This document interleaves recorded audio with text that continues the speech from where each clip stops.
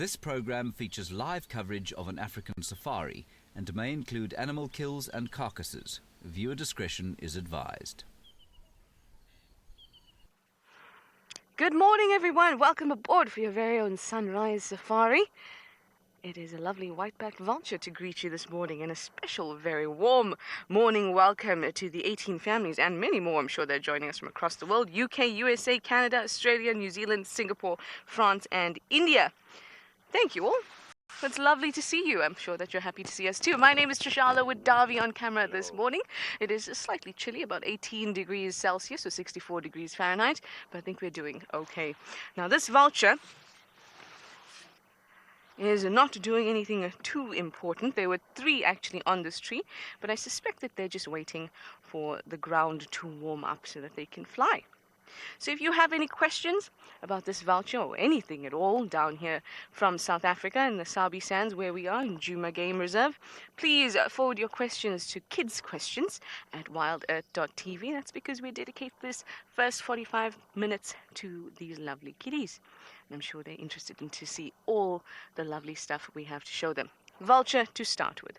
Please excuse the power line that is going straight across your screen and across that vulture. I can't do anything about it at the moment, at least. But hopefully, as I keep on going, and I find a leopard, because I'm very, very excited and I feel fortunate today. I had some very wacky dreams, some involving animals, so I think that I may find a leopard today. Now, I don't know if you can hear, but there are some birds that are actually shouting.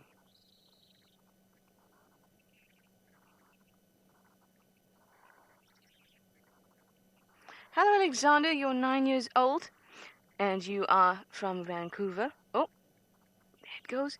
You'd like to know how long vultures can fly before getting tired. Well, vultures have a really unique way of flying, which allows them to fly for long periods, but they're also quite large. Vultures are anything from about 2 to 4 kgs. So they're quite large birds. It's difficult for them to fly too much or for too long. But what they use are called thermals. So that means that hot air, when the sun comes up and the air gets hot and the ground gets really hot, then the hot air around the ground, it pushes up. You can't see it, or maybe sometimes you can, when it's really hot and you're on the road and you can see, oh, it's a bit squiggly. The air around the road is squiggly. That's the hot air that's rising off. Now, the vultures quite like that because they use that to carry their body as they fly. So when they do that, we call it riding thermals. You can't see it, but there's a swirl of air that's pushing up, and the vulture sees it, and then it jumps on it, and it uses it, and that's why vultures go round and round. Have you seen vultures go round like that? They don't just do that because there's a carcass out down the bottom. They also do that because the thermal, the air that's rising, is moving like this as it goes up and up and up. And that's why they don't flap very much as well. Now, to ride a thermal, they can do that for quite a long time. But as for flapping, that takes too much energy. So don't do that very much. All right, I am not the only one out taking you on safari. How exciting is that? James is out too, so let's go to him to say good morning.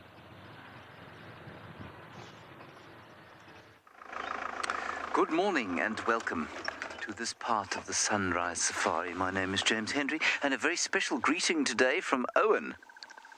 There it is for Robin, correct? And Roy. And Roy. Hello, Robin and Roy. Now, I've just stopped the car because we're on our way to the hyena den. Those little cubs came out yesterday for Trishala. I'm hoping they were going to do the same for me. But there are tracks of a pride of lions coming past the hyena den. Now, don't worry, the cubs will be fine. I think that we should probably just quickly check where these tracks went, because there was a bit of rain last night.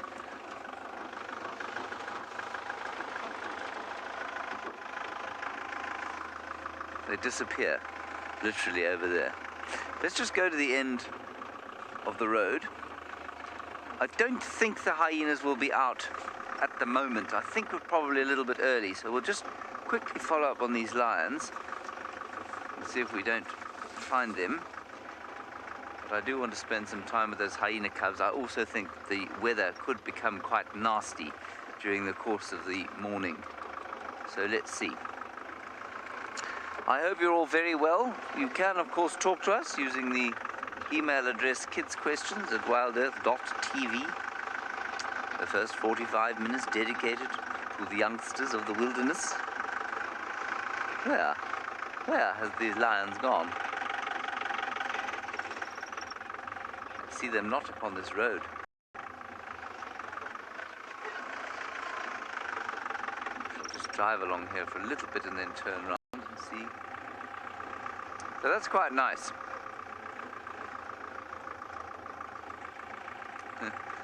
Chris Rogue, you say I mustn't give you heart palpitations. Well, you know, I try not to give you heart palpitations, Chris Rogue, but I really think that those lions, they would definitely have sniffed around the den. It would have been an unpleasant experience for the cubs to have had them sniffing around there, but I think they'll be absolutely fine because, of course, they disappear inside. The adults scarper and the lions can't do anything. We've seen it lots of times, so I don't think there'll be a problem. I hope there won't be a problem. It doesn't pop out here. This lion.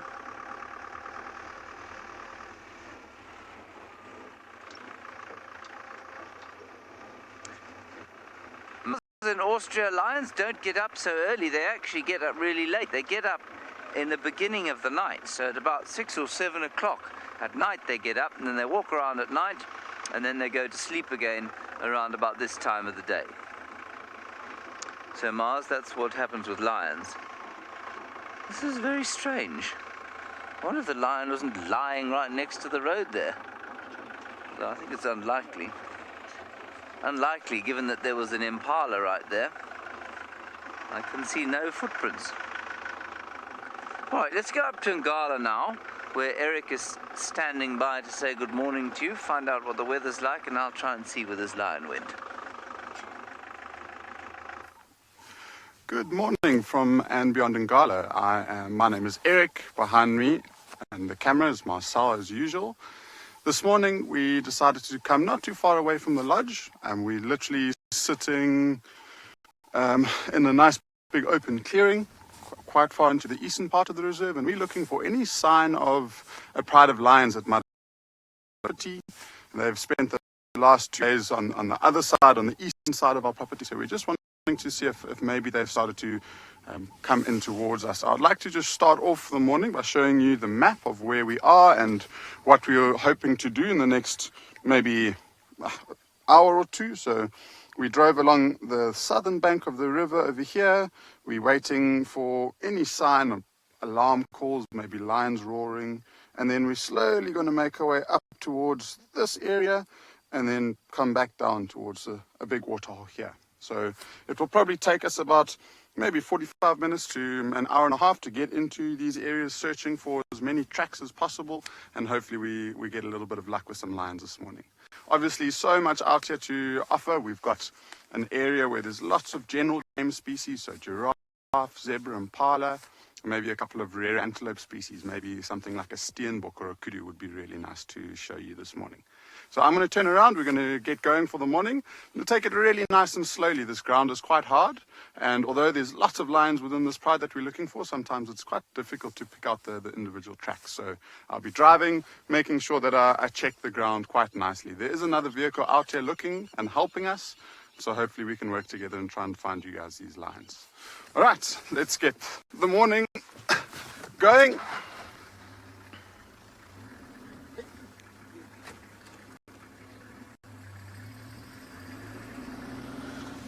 I was watching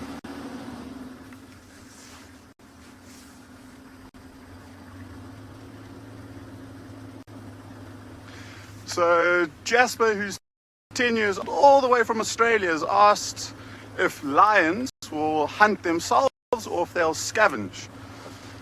And for the most part, Jasper, lions will hunt their own food, but they're very opportunistic, so they like to take any opportunity they possibly can for food.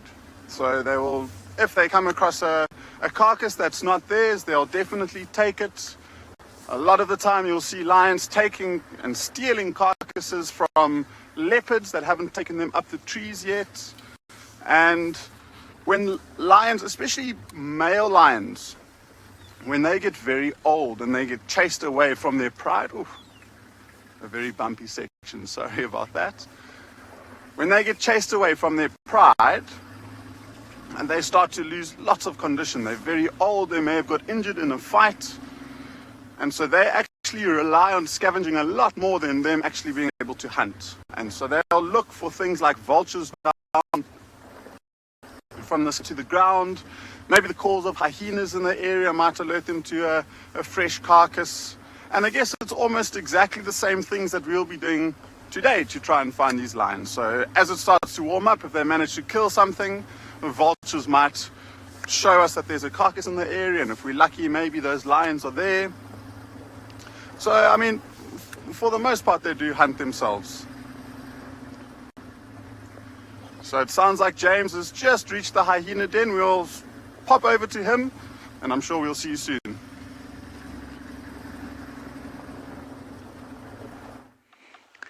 This is fascinating. We've just found 3 hyenas here at the den. Ribbon was feeding on a piece of something, possibly a piece of that giraffe that the Talamati pride was eating yesterday.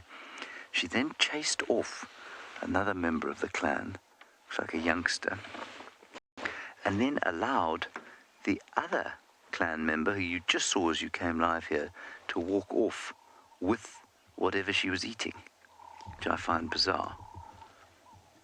So everything is pretty calm here. There's no evidence of lions, although they most certainly came through here. Now, she's very fat. She's had a monstrous meal last night.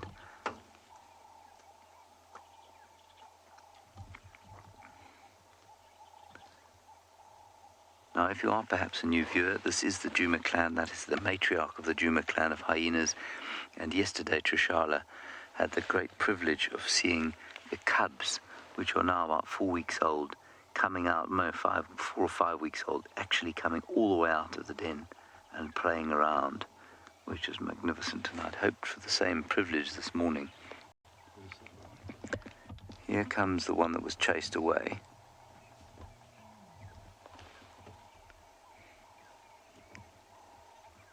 But I don't think we're going to spend a massive amount of time here.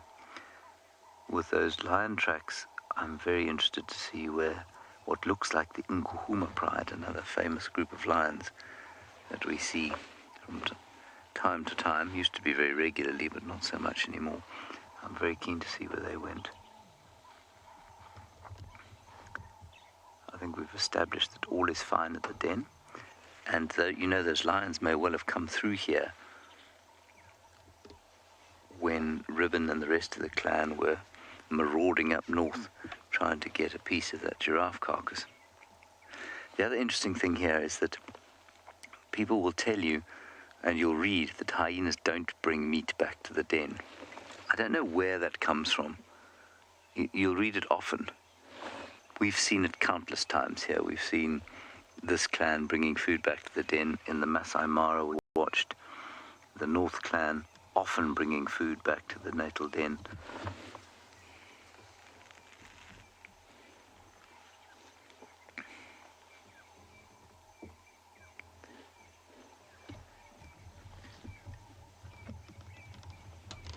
So I'm not sure who that is.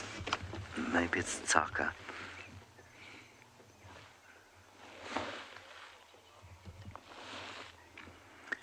Hello, Rory.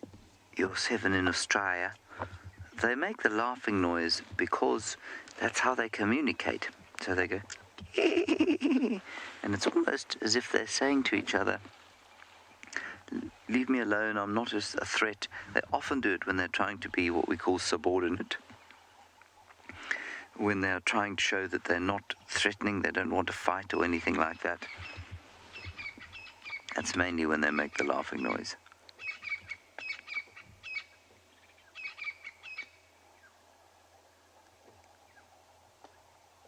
You might just be able to hear the crunching of bone.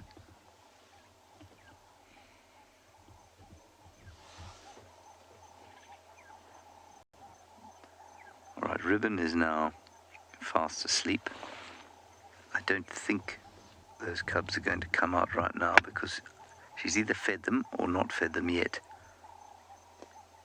And given the presence of the lion cubs, at least the lion tracks, I think we're going to move on from here and see if we can't find those lions. We'll pop back here in a little while. Let's go back to Trishala now and find out what she's discovered.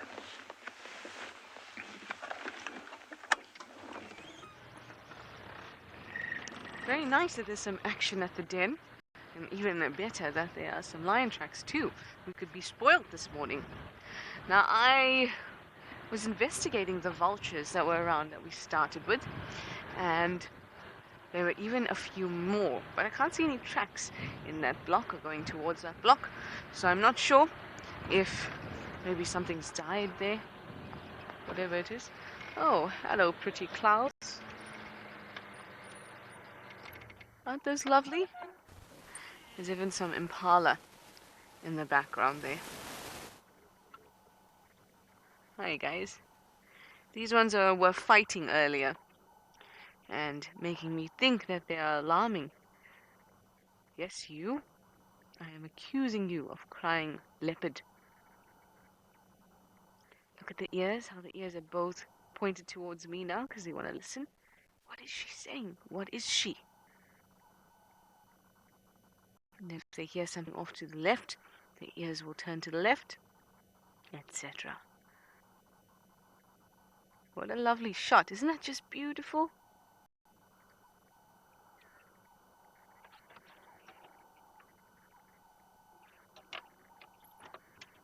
Ooh, Nicholas, that is a very cool question. You'd like to know, why do different species of buck or antelope have different horn shapes?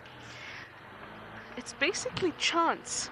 So one type of horn shape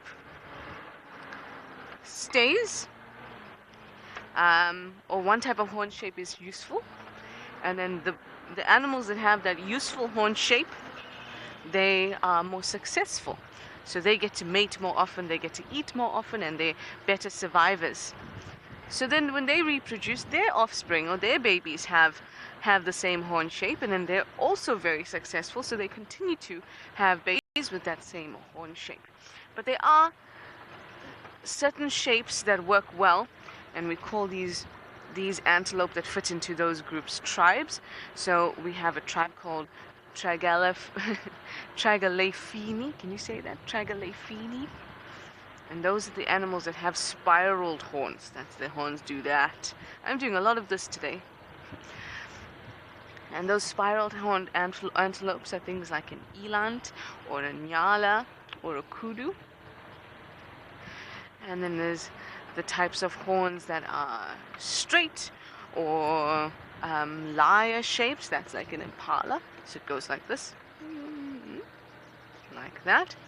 And they're all basically, as long as the animals of the same species have the same type of horn, that's all that matters.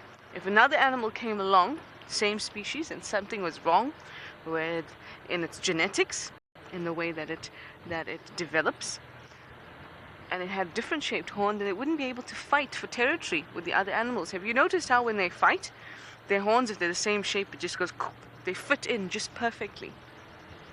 And that's why they all need to have the similar shaped horn. And if they don't, then they could either lose all the fights, or maybe a female won't find it attractive, or the opposite could happen, and it could also be really successful because the other ones don't expect a horn that goes straight like a unicorn instead of two that go out like this. It's possible, isn't it? There is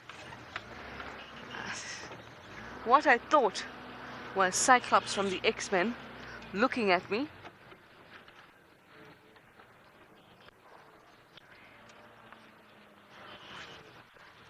It is the beautiful sun. You get it? Okay. Luke, can I just get that from you again? I was making a lot of noise.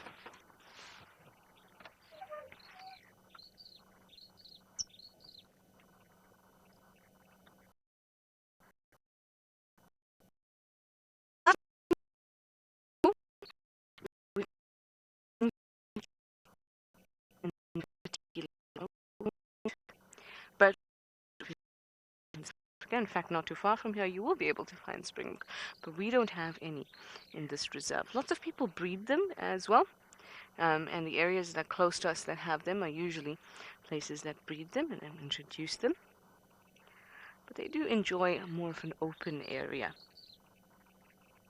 And we have a very bushy kind of area. The area we have is called woodland thicket. It's actually a mix of savanna and woodland thicket. And springbok prefer more of savanna grassland than what we have to offer. Isn't that just gorgeous? I think you all should say, well done, Davi. I can hear you. Thank you all. Thank you all. They all say, well done, Davi, I'm sure. Well done, No, Davi says, well done, sunrise. That is excellent. Isn't that just beautiful? Kristen, you say stunning sunrise. Couldn't have said it better myself. Look at those colors. It never gets old watching the sun rise and set in Africa. Never, ever does. I've been watching it for years and years of my lifetime. Almost entire lifetime. Okay, well, Eric and andBeyond's Ngala still pottering about, trying to find you something. So let's go over to him for an update.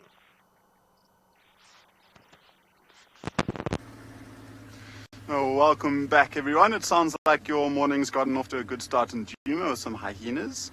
But if you can see ahead of us, this road is very, very long and straight. So this is one of the areas that we're hoping to try and search for these lions. And that's why I'm driving very, very slowly. So I'm just double checking. I really don't want to drive on top of tracks, just so we can get an opportunity to figure out where they've moved. So on the right-hand side of us is where we saw them last, and they were crossing off into this area over here on the right. And everything on the left-hand side is Ngala. And one of the very, very special things about this area is how vast it is. There's an area that's roughly about 64,000 hectares. So that's about 125,000 acres where there's absolutely no man-made structures. There's no roads, there's no fences, there's no buildings, there's nothing. And so we sometimes get these very special sightings of animals that have crossed in from this area onto Ngala that aren't used to the vehicles, who aren't used to people. So you're always, especially in the morning, because we don't know what's potentially crossed in, it's always incredibly exciting to drive a road like this with that element of not knowing what's around the next corner. And there's one or two pan systems that are on the left-hand side of the road that if those lions were on their way back into the area might have stopped off to go and have a drink. So that's pretty much where we're going to go and have a good search around there. And then one or two very big game trails that take us straight down towards that waterhole that I mentioned a little bit earlier on. So those are 2 or 3 of the places that we're really hoping to try and search really nice and hard for.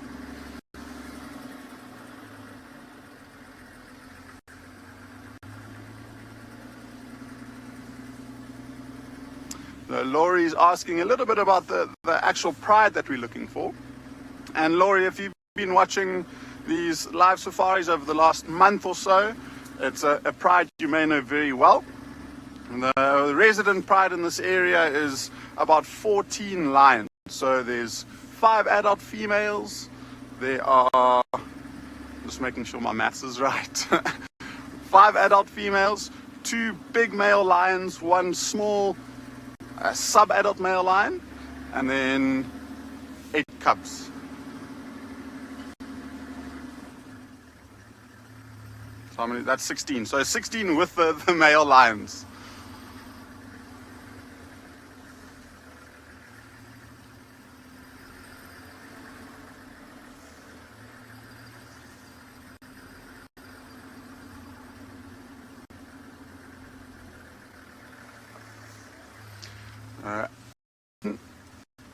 Is asking a little bit more about why the male lions within the pride and not just the one.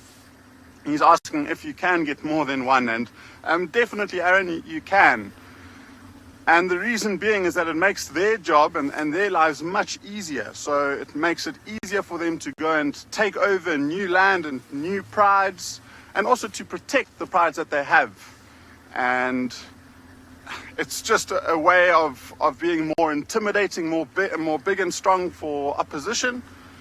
If you were to walk down the street and you saw one person walking towards you, maybe not as intimidating as potentially 3 or 4 walking towards you. You might have to stop and rethink which way you're wanting to go. So that's pretty much from the day that they're born.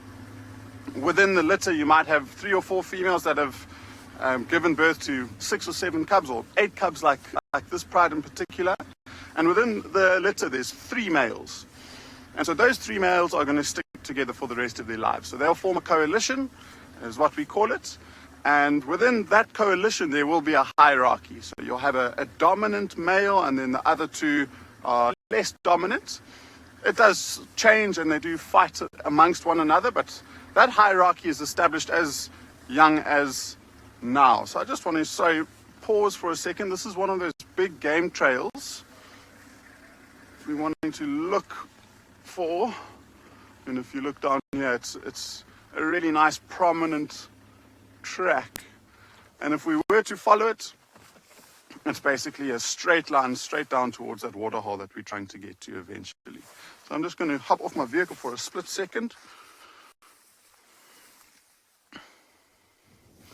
Just maybe a quick little view for everyone of what we're looking for. So I'll bring this around, and here's a couple of tracks. And if you look around here, some of the tracks that are associated with looking for some of the nice big animals. And a few of them, especially these ones here, look very, very similar. So there's a few details that you need to look for. And we're looking for lion, which is this one over here. So firstly, the size. It's much bigger than anything else. A big male lion has probably got the same, a track about the same size as my hand. So it's really big. And then with cats, you've always got 3 lobes at the back. So the 1, 2, and 3 lobes like that. With a cheetah, exactly the same. A cheetah has got claws. It's a very small track. And then a leopard looks pretty similar to a lion, but also much smaller. So also got the 3 lobes with the 4 toes, and then the spotted hyena. And the hyenas have only got 2 lobes, so 1, 2, and then they've got claws because they're not a cat. So you can see that quite clearly when we're tracking. And luckily with 14 of them, sometimes quite easy to follow the track, sometimes depending on the terrain, quite difficult. So whilst we're spending some time searching here, we're going to send you back to James, who's with some giraffe. Let's go check that track properly. Here we have got a giraffe which has conveniently walked behind a bush during the process of linking across to us. Now, we have not managed to unravel the mystery of these lions yet. Those tracks stopped on the road where I first discovered them, where I first met you. And we've looked around, we've driven around, we can't find where they come out. We can see where they came into Juma yesterday evening, but where did they go from there?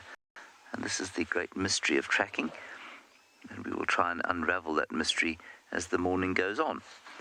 The sun's come up. We were told it was going to rain heavily this morning.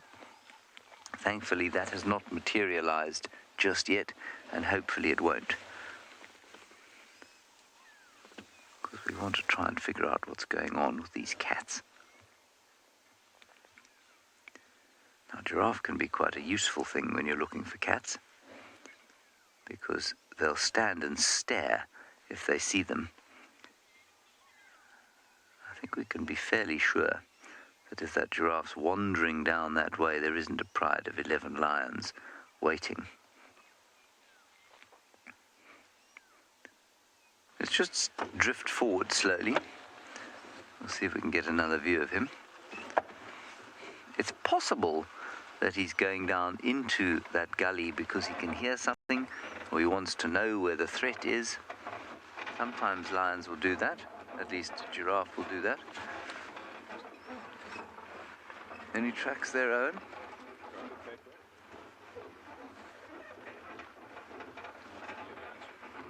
It's just totally bizarre. Unless the pride just turned round right there and went back out, which is possible.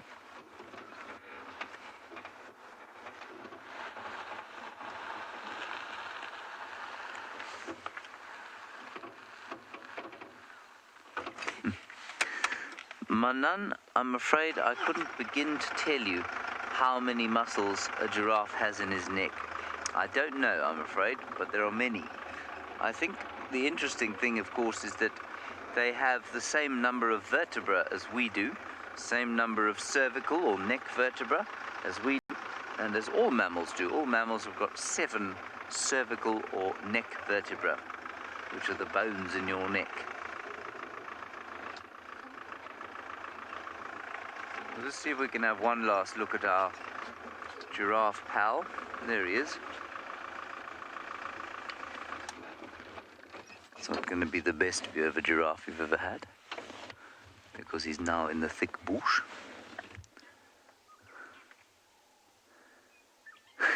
Disappearing into the thick bush.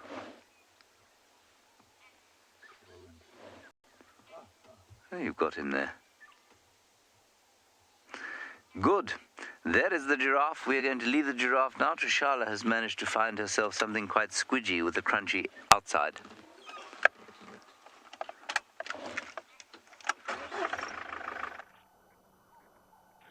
That is exactly what it is. It's squidgy with a crunchy outside. It is a giant African land snail. I think he's just a little nervous. Sucked its head in just a little bit because we were around. And now the ants are all over you. No! Come out, there we go.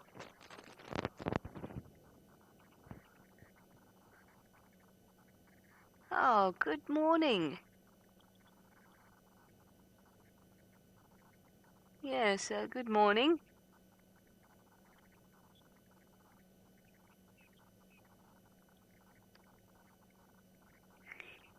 Don't you just love it when they poke their little faces out?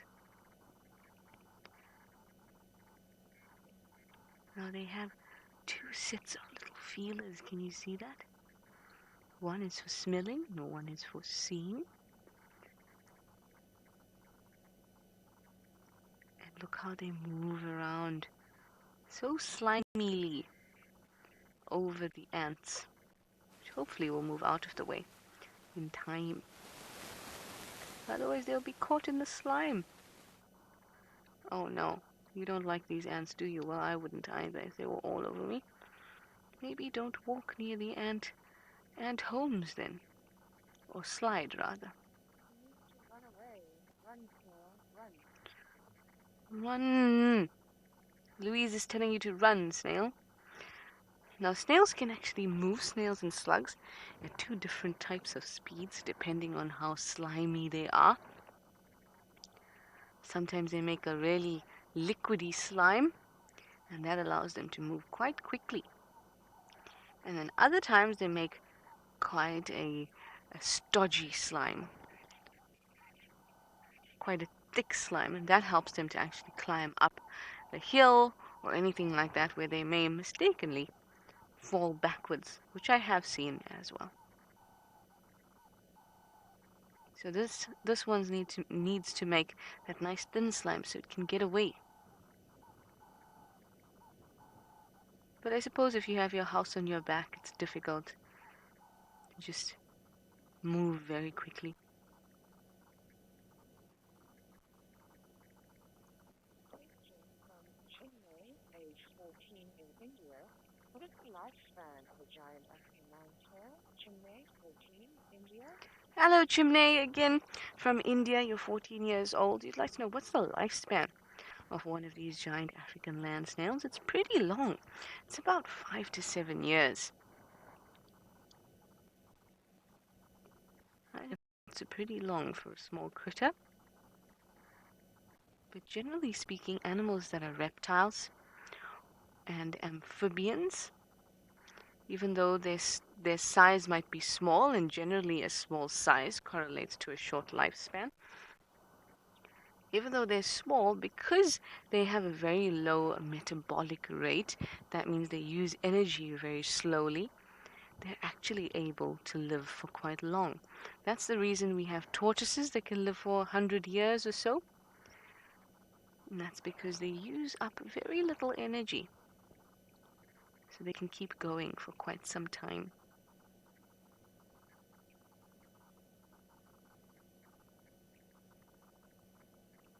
Question from Juliet, age 11 in New Zealand. How big do the snails get? Juliet, age 11, New Zealand. Juliet, you're 11 years old and you're from New Zealand. You'd like to know how big they can get.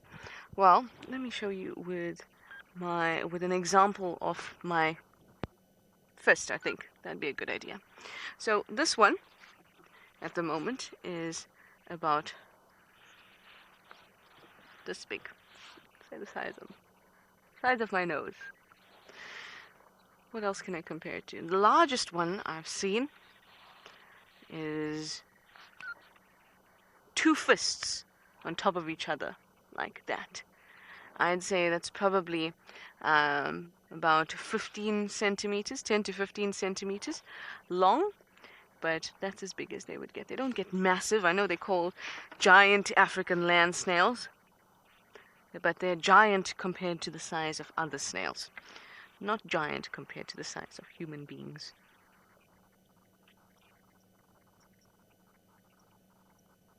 If I find an old snail, I'll find it for you. Nondika, I think I got that right. Louise will help me again. You're 11 years old and you're from India. You'd like to know if snails have ears. They have mechanism, or they have rather the hardware, so they have parts that help them to hear, but they don't have ears like you and I have ears. Just like they don't have eyes like you and I have eyes, or a nose like you and I have nose. What they have are different receptors. And the different receptors can be what we call chemoreceptors, or optical receptors, or photoreceptors. So they'll pick up light and pick up chemicals, and they use the chemical ones to smell. They use the light ones to see. And to hear, they can actually pick up vibrations and then translate that into a sound in their brain. But they don't have ears like us, little openings with little things poking out. Well, that's an excellent question, because sometimes we forget that not all animals, though we all have the same general plan or body plan, we don't always express the things in the same way. There's lots of other animals that also don't have ears, like sharks and seals. Outside ears, external ears. They just have little holes.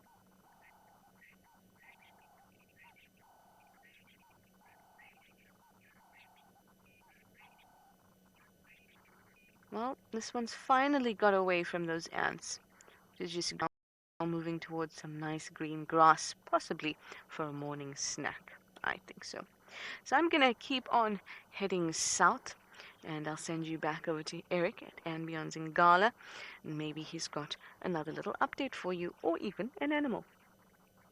Long straight road. I think this is probably the slowest I've ever driven it, and I want to make extra sure that we don't drive over any of the tracks. So I've been scouring this area. I've been out of my vehicle walking down some game paths, and still no luck yet. At the very top of the rise, in the distance over there, there's a road that cuts more into the reserve, and if we don't have tracks by then, we're going to start heading our way towards that waterhole that I pointed out a little bit earlier on the map. So it will still take us about half an hour, 45 minutes to get into that area. And I mean, if the lions don't cross in, there's always lots of other things for us to go and have a look at. I believe you've been watching snail and some ants battling, which is quite an unusual sighting.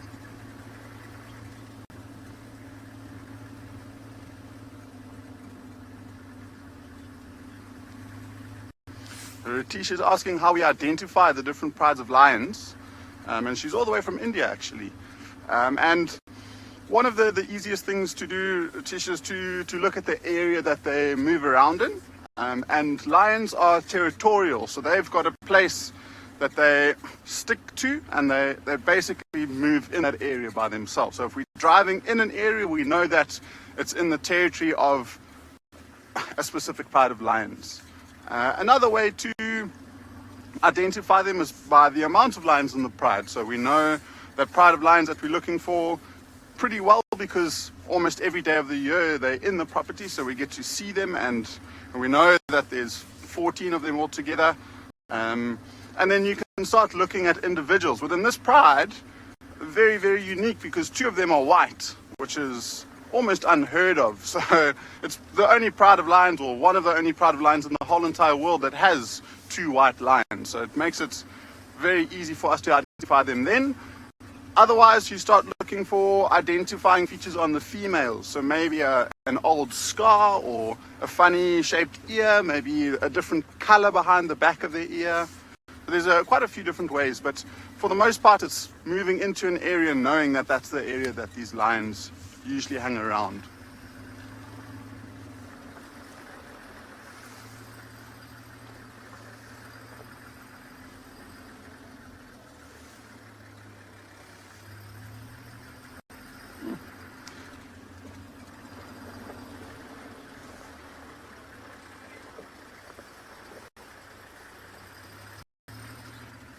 Miriam, who's 7 years old, is asking why the males go hunting more than the females. I think if that's the correct question.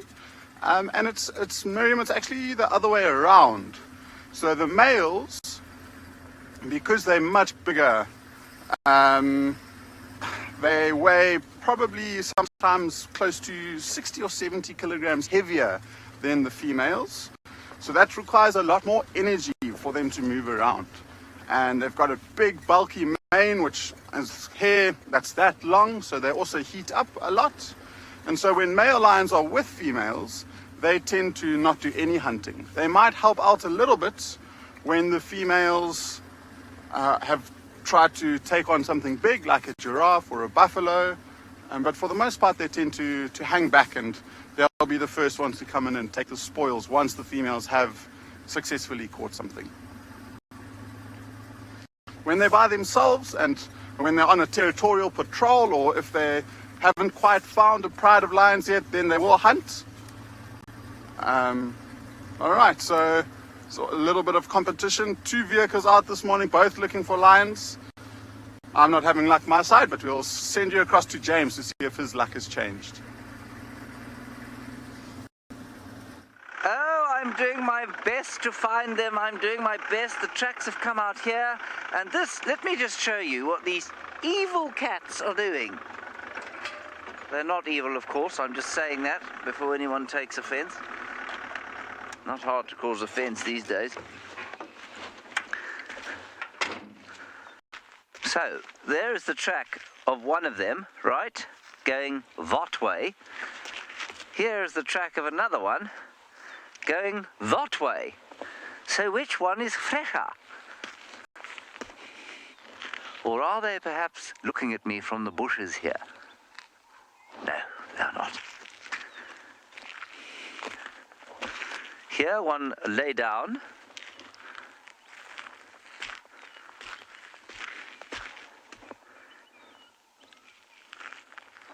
I'm just going to ask Louise to tell me if... Oh, there's a hyena. You see the hyena? Owen?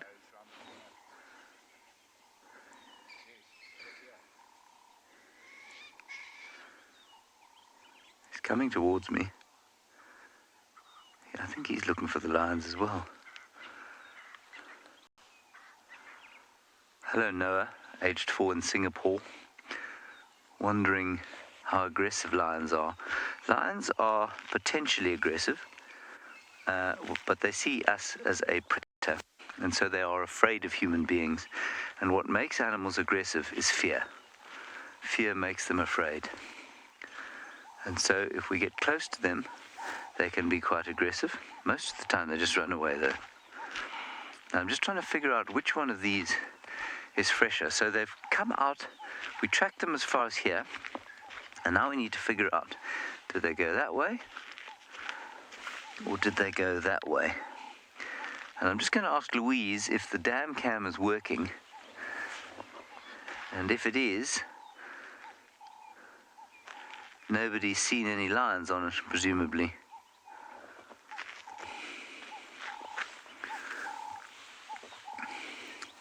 Alright, so what I think happened here is that they were lying down on the ground.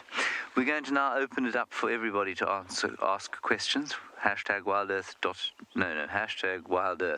on Twitter. Otherwise, you can use the YouTube chat stream and question stream on Twitch. We'd love to talk to you.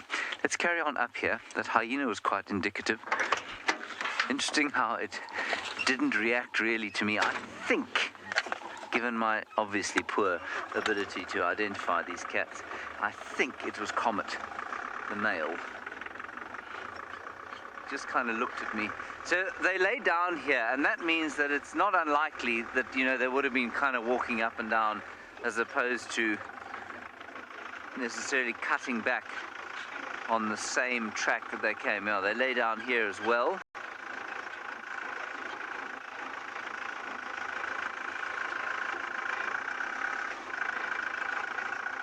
If they didn't pitch up on the dam cam, maybe they're down inside there. And I wonder maybe if that piece of meat at the hyena den wasn't brought there from a kill that the Juma Pride has made. I'm pretty sure we're tracking the Juma Pride now. Yeah, they've cut back into that block there. They didn't come this far up, and they certainly weren't on the road further behind us there.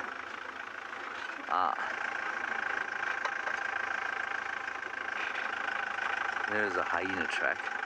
Alright, let's go to Trish now. She's in the far west. Let's go and find out what's going on there. They've cut across, Owen. I am in the far west. There's not much happening here.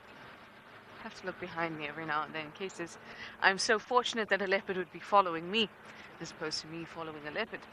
But that's what I'm looking for. Ouch, yeah. Did I say far east? I meant far west. Sometimes I forget while I'm presenting what I say. It's probably a bad thing. Anyway, I am hoping, I was hoping that we'd come across either Shudulu or Hukumuri, our two leopards from the west. But no luck so far. I'm also not seeing any tracks at all. So on my left-hand side here, that's the area we can't go into. And on my right is Juma, our home. So this is right at the edge. Still nothing. But Hukumuri's been fairly frequently walking a particular path that I did drive this morning. And it was down Zoe's, Gary Main, and then back up Triple M. Somewhere around there he's usually walking about. When I say usually, I mean, you know, once a week when you're lucky. So maybe we're lucky today. Either way, you have to check in order to find out, right? Apart from the obvious, being able to find a leopard, I would love to find some elephants. I haven't had a nice Ellie sighting in a while. I mean, they're all nice, aren't they? But the type of one where the whole herd surrounds you, or to see them playing, I would love a sighting like that. So I'm going to keep an eye out. Let's see, what are these tracks?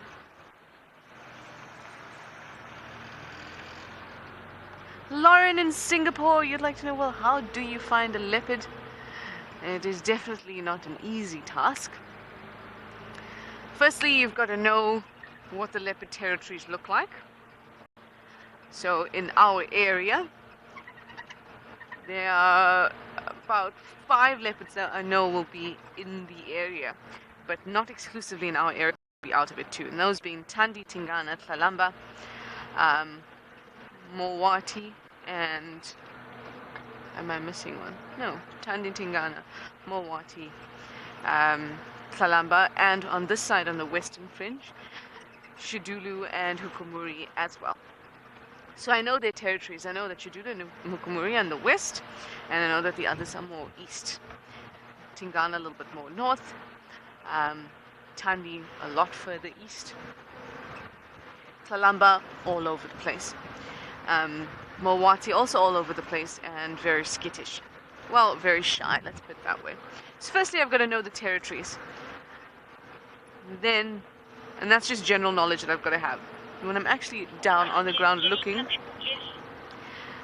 then I need to look for tracks, determine how fresh they are, just like this.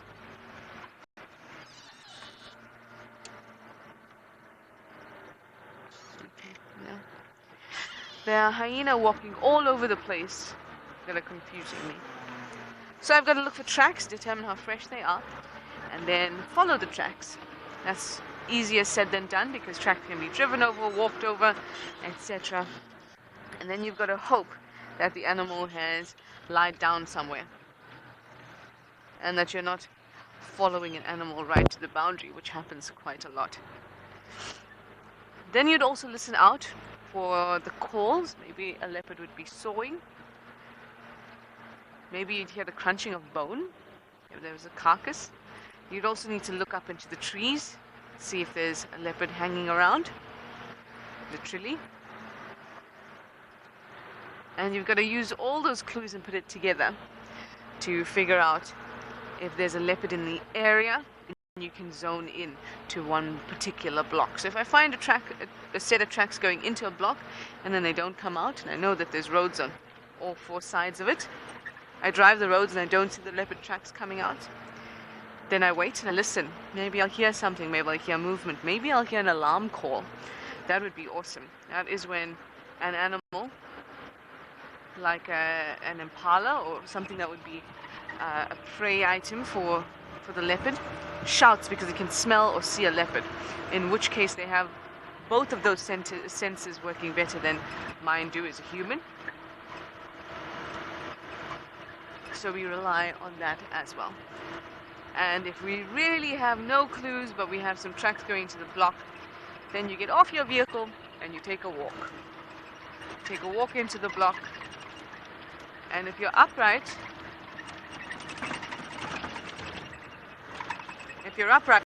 and you're very careful about how you walk, a leopard's not going to do anything to you. You might get a little bit of a growl, and then they try to run away, but that'll be it. You're definitely not going to get attacked. Now, what do I have up here? Some more antelope. Okay, I'm going to keep on going and actually doing what I just explained to you so I can find Shidulu or any other leopard, and I'll send you back over to James, who's doing the same type of thing but for lions.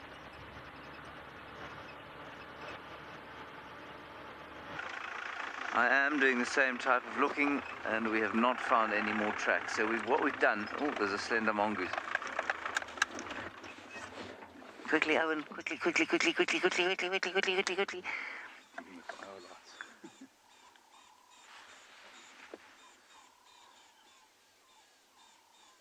Gone. That was a slender mongoose. That's why the rattling testiculars are going... So what we did was we left the tracks because they cut into the block here, came around to see if they've come out, and as yet they haven't. Oh, the light is just beautiful today. The mongoose has gone in on the road. Not a chance we'll get him. He's just too quick and too scared of us.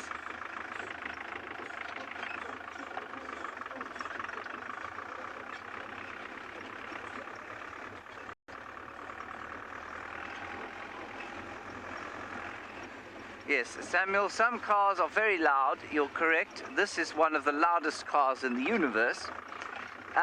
No, the animals are not scared of them because the animals know the vehicles. The vehicles drive around here all the time, so no, the animals are not afraid of them. You don't need to worry about that. Thank you. Yes, Louise, that's correct. We are.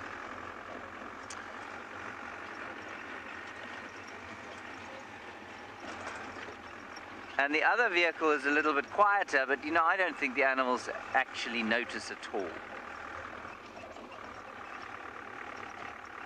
They know we're coming, but because they're used to it, they just don't mind. That little mongoose would have run away because it doesn't like to be seen by anything, so it will hide from anything that comes along. It wasn't the noise of this car that made it move. Some francolinos on the road. Oh, the light is just magic. Now imagine we had some lions in the clearings here.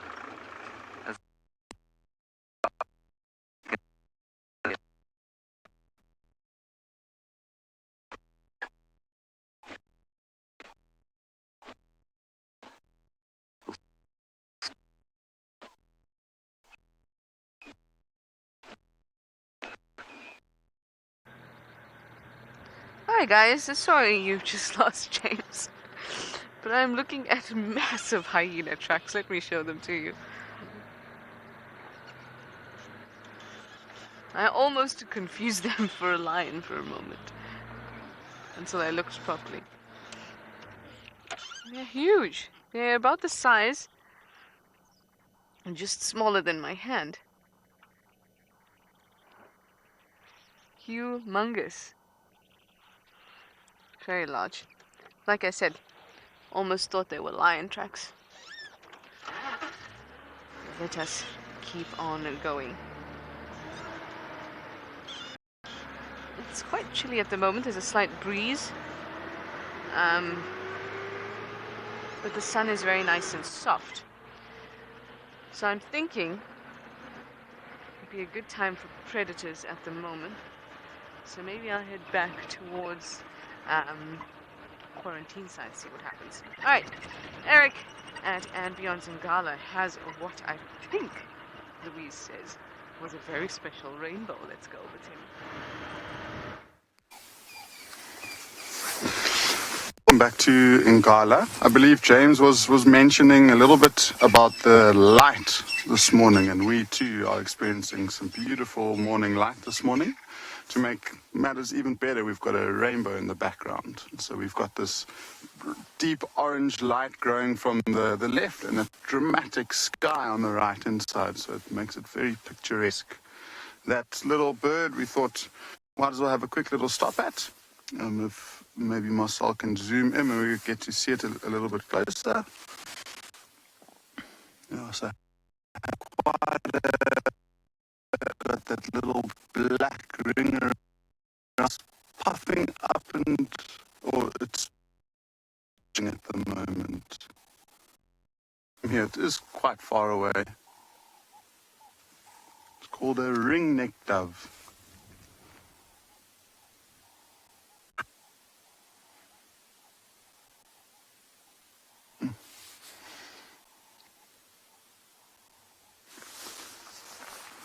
So we're not too far away from this waterhole now, and I think we'll slowly start making our way there. Again, no real tracks or signs of these lions, so they could still be away from the property, but you never know. Maybe it's a cool enough morning for them still to be active, so we'll go and check to see what's waterhole. Again, looking out for any of the general game species in the area. So we'll keep driving. It's starting to become quite windy, and we're wondering if we are going to get a little bit of rain. It doesn't look like it, though. I think the sun is winning the battle, and it's burning away most of the clouds now.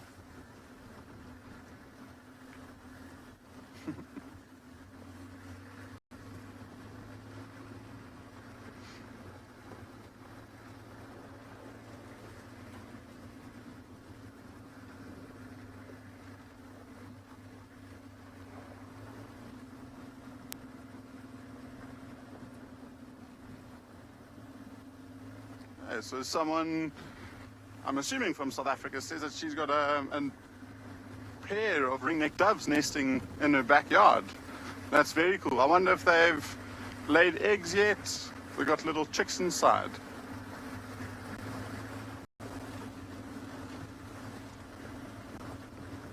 we've got a couple of...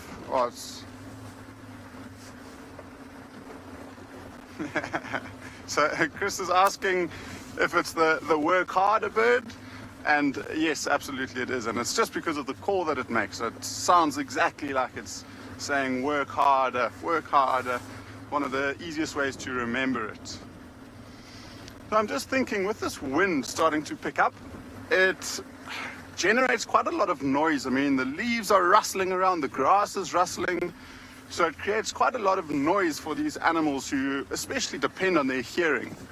And what they do sometimes do is move into denser areas or little drainage lines or riverbeds like this one to try and escape the wind, so they'll be able to hear a potential threat coming. So I'm actually going to change my plan a little bit and drive in this dry riverbed.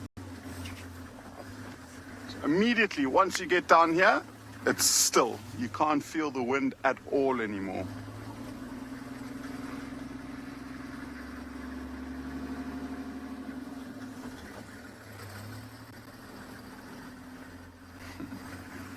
You can hear the work harder bird or the ringneck dove calling again on our right somewhere.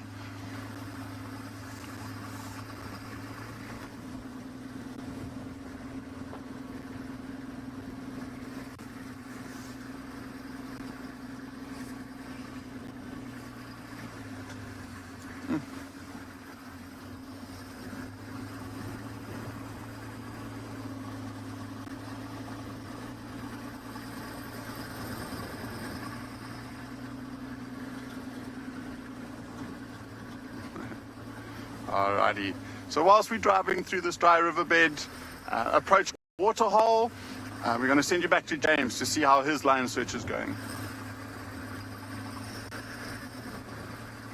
Not finding any lions yet. We're also in a riverbed. This one, just one below the main dam at Juma. We're going to have to let the aerial down. I don't think it's going to kill our signal. We just got to get through this little area here. All right.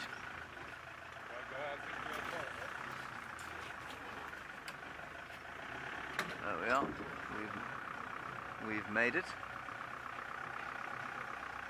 Now, let's just check carefully here to see if the tracks don't come across.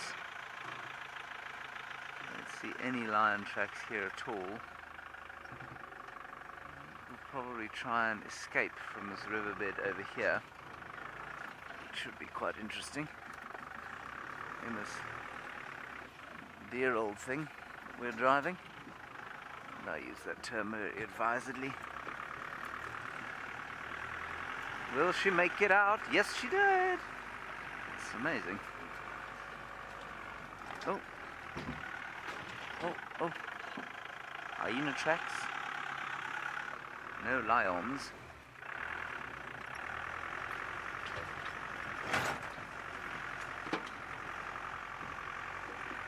The elephants have been doing some damage in this area, pushing over trees, which is not very nice of them, but it happens. It is the way of things. Now there's a nice little glade of tambuti trees over here. We shall just peer into it and see if the lions didn't get that way. Also a pan. It's the kind of place you might expect to find lions. Are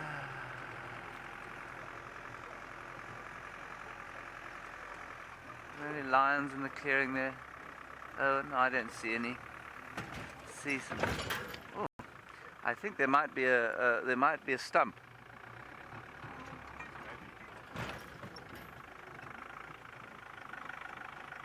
It is a stump, but it's very well hidden. Anyway, there are no lions in there, so we'll carry on out.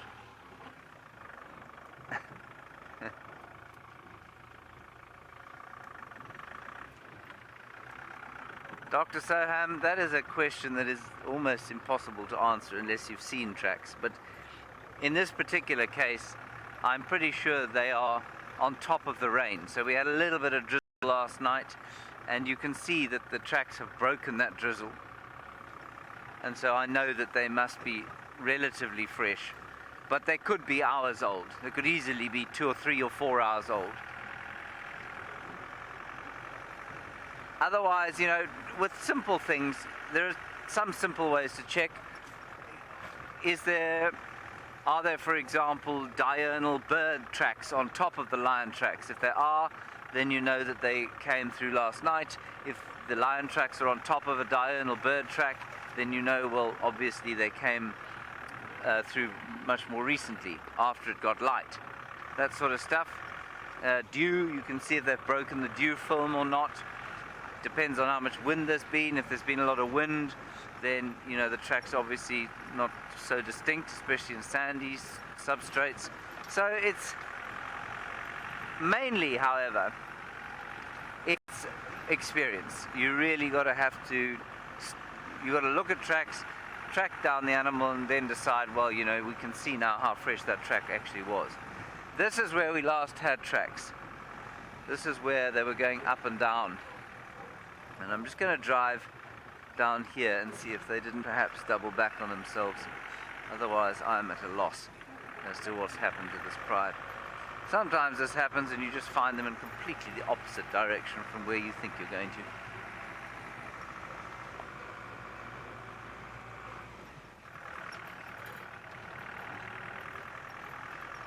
Trish was going to come down that road to start with today, and then she got distracted by other fun things, and then I wonder if she wouldn't have bumped into them. We'll just have a quick look here. There's a pan system you can check out.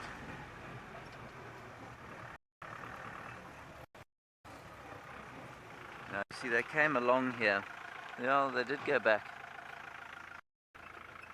There are fresher tracks, I think, going back this way. They've definitely gone up and down on this road.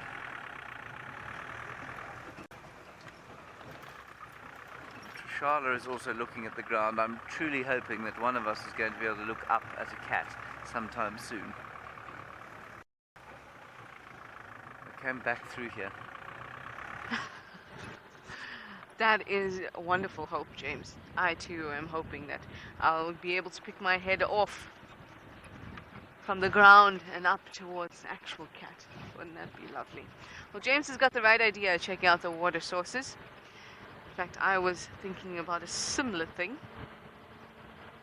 Although maybe I'll swing around Gallagher again, where I had the vultures, just to have a look. You never know. And just keep on going up further north, see what we can find. Now we're on quarantine, or at least the western edge of quarantine. Since the dogs like it here, I thought, maybe. Doesn't hurt to try, right?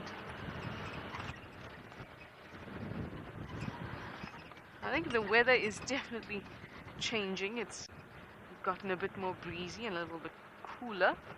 Luckily for me, I brought an additional jacket that is now over my legs.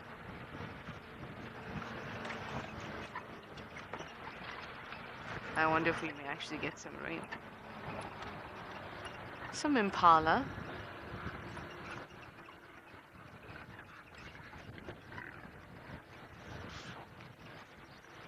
Hello, Jumaya from Singapore. Let's see what this Impala is running about. You'd like to know about some eagles that we get here. Now, you said that we saw the vultures earlier, but you'd like to know just how many eagles we get, or what types of eagles we get here. We most definitely do get them. In fact, the one we probably see most often is the Wahlberg's eagle. And we also get the fish eagle, a hawk eagle, those I really like, brown snake eagle, actually quite a few. Oh, recently, didn't you see a crested eagle recently, Darby? We did. Yeah, long crested eagle, steppe eagle. So we definitely get a good amount of eagles here too.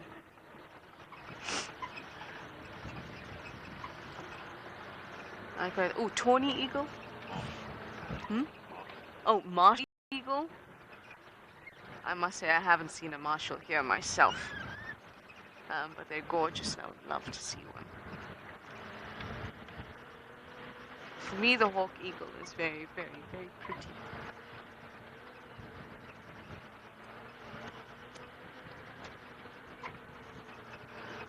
At least James has picked up on tracks. I have not even been successful in that department, even though my head is constantly being swung downward.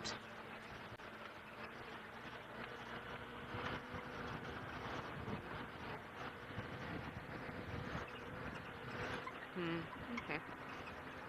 I think we go swing it back to the Gallagher-Pan area. Yes. But like I was saying to you, the weather is starting to change. And sometimes I could be a bit difficult to find animals. It's a little bit dark, it's a little bit cloudy, cold. Looks like there might be some rain on the way.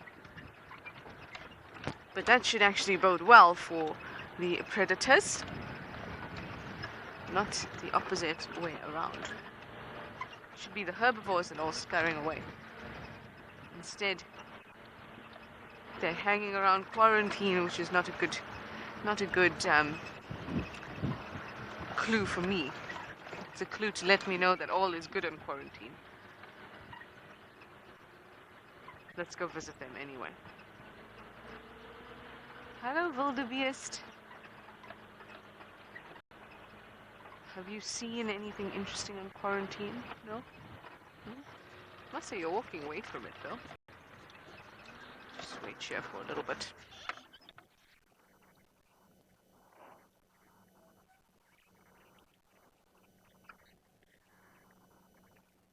Hello, cute little ones. What an honor this is. Hold on to your socks, everyone, because I am going to send you over to Taylor at Karongwe. Are you excited? I am.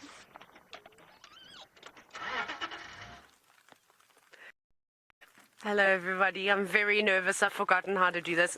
As Joshala said, my name is Taylor McCurdy, and on camera with me is someone that you may also remember, Alex Shapiro, and we are driving around on a new area that you have not yet traversed. That is not the rumbling sound of an elephant's tummy, that is a vehicle. So I shall explain what we're doing in a moment. But as you can see,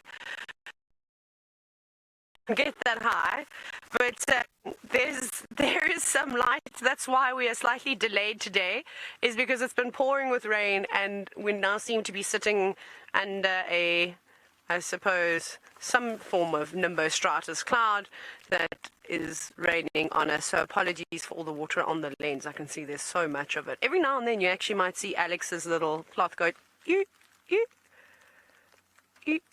yeah. So basically what I was going to say is why we heard the car is because I was heading down one of the fence lines of Karongwe. So I'll just explain Karongwe Game Reserve to you very quickly. It is a private game reserve. It is a fenced-off game reserve. So it's not an open ecosystem like Ngala or like Juma in the Sabi Sand that is either open to the Timbavati or the Kruger National Park. This is one of those really awesome areas where farmers have collectively come together used to roam. So Karongwe is quite a big game reserve. It's about 9,000 is in total. Whether I'll be able to show you every corner of the 9,000, I've absolutely no idea. It's big. It takes ages to drive to places. So there's something exciting down in the south, like right on this fence line, and the quickest way to get there, because like I said, it's a big reserve, is for me to actually shoot down. And I wanted to find this animal before the show started, but we were up early. I mean, I've been up since like 4 o'clock this morning, very excited. I was like a little kid in a candy store. Couldn't wait to get back out on drive and do this. So we are going to try and continue down the fence line and see if we can't find this special we're going to be looking for. But it's been raining. Maybe they've been hiding away, or maybe this animal is out scent marking, who knows? But an animal that I'm so envious of, and it's my favorite of the big cats, is the lions. And it seems as though James is sitting with Ngahuma Pride.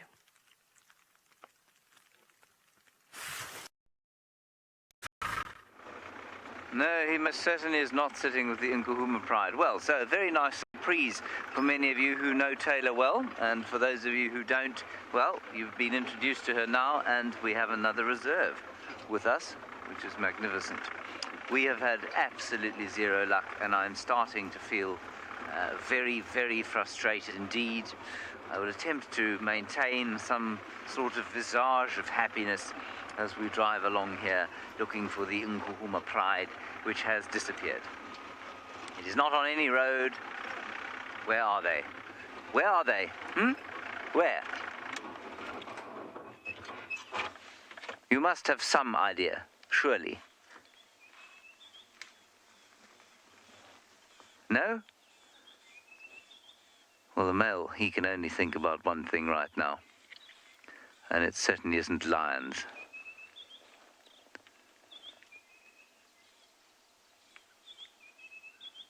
Beautiful morning, isn't it? A lovely sound of robins, cisticolas, chewing impala. Look at this idiot. Absolute moron.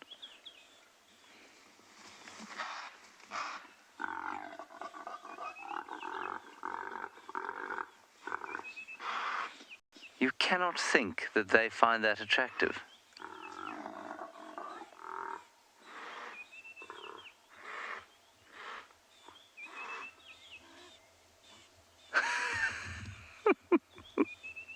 That's improved my mood immeasurably. It's my mood.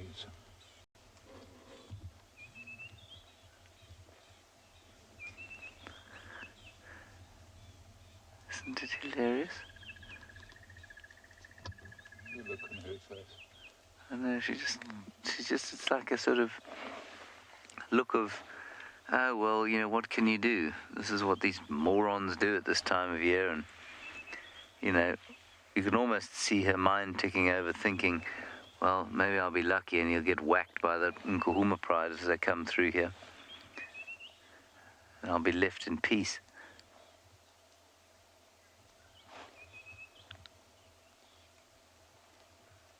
Oh, he looks a bit ashamed.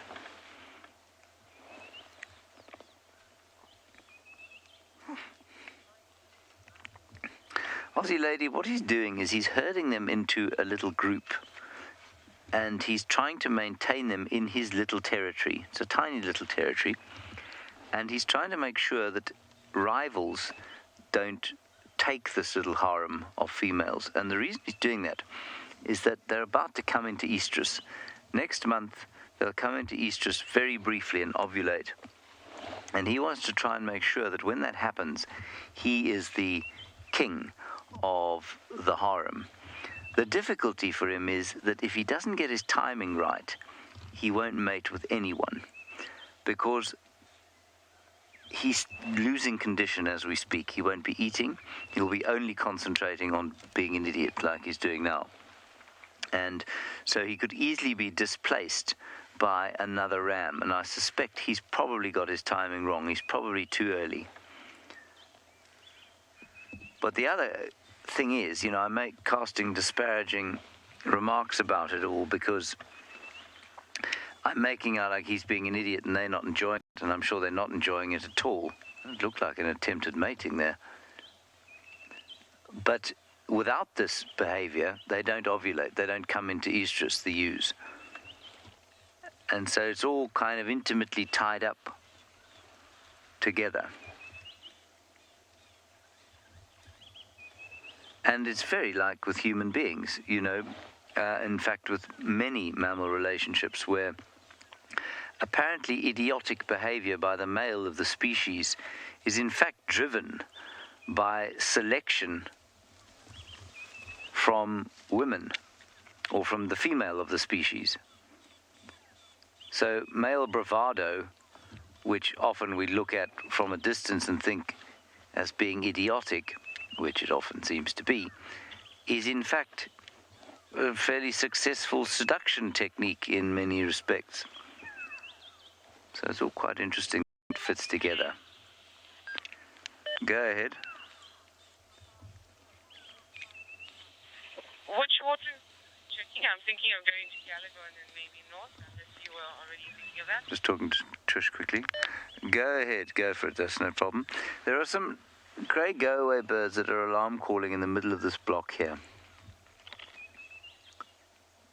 I wonder if that isn't where our lions are. I'll go and check that out. Eric is currently at a waterhole. I imagine at this time of the day the animals rather like a caffeine shot like we do. We've managed to get to the waterhole that I was hoping to get to this morning. And in terms of the lions, no real activity around here, but as always with water, bird life is pretty incredible. So that first bird that I zoomed in on, that white one, zoom back in there and have a closer look at it now. But if you look at it, it's pretty much distinctive yellow bill and then dark legs. So this is a bird that we call a egret. There are a number of ones in this area. A little egret is also quite easy to confuse with, but that's got bright yellow feet, so you can see it quite easily. It's the skies are looking a little bit more dramatic, and it does seem like it might start to rain shortly, so we might have to change our plan, and instead of going into the area that I would have liked to go, we're going to try and dodge the rain cloud. So it shouldn't be too bad. It will, if it does start to rain more heavily than it is now, then might just have to go and find some shelter for a little bit. But hopefully it doesn't lead to that. And in the foreground here, I must tell the small on the shoreline. Very, very cute little bird this morning. But also very beautiful. And just look at all of those markings. I mean, those black bands, a lot of color around the eye, the very bright red bill. And this one with it's almost like a crown, and then a black and a white and a black band around the chest. So the three-banded plover. And if you look what it's doing now, it's busy wet mud. So it's looking for any small little, little mollusks or small little life that's in there that it'll be trying to feed on now. We've got some white-faced whistling ducks here too, some little grebes. We even had a African harrier hawk flying over us and getting mobbed and chased away. Birds in the area didn't like it too much, so it flew away pretty quickly. We couldn't get a view of it for too long.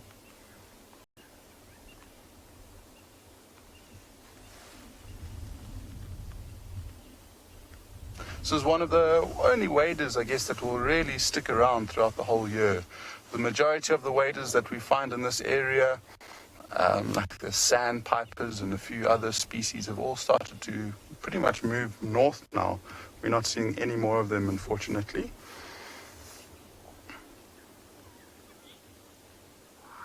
Cool. So whilst we're trying to dodge this rain, we're going to send you up to Karongwe, and Taylor's actually just found some cheetahs, so that'll be very cool for you to see.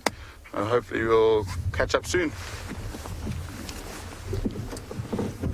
This is possibly the best surprise of my entire life, because for those of you that do know me, know that I have never seen little cheetah cubs ever in my entire life, not even one time. And here we sit, and this is so incredible.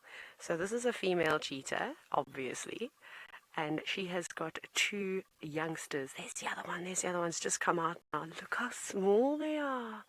They're tiny.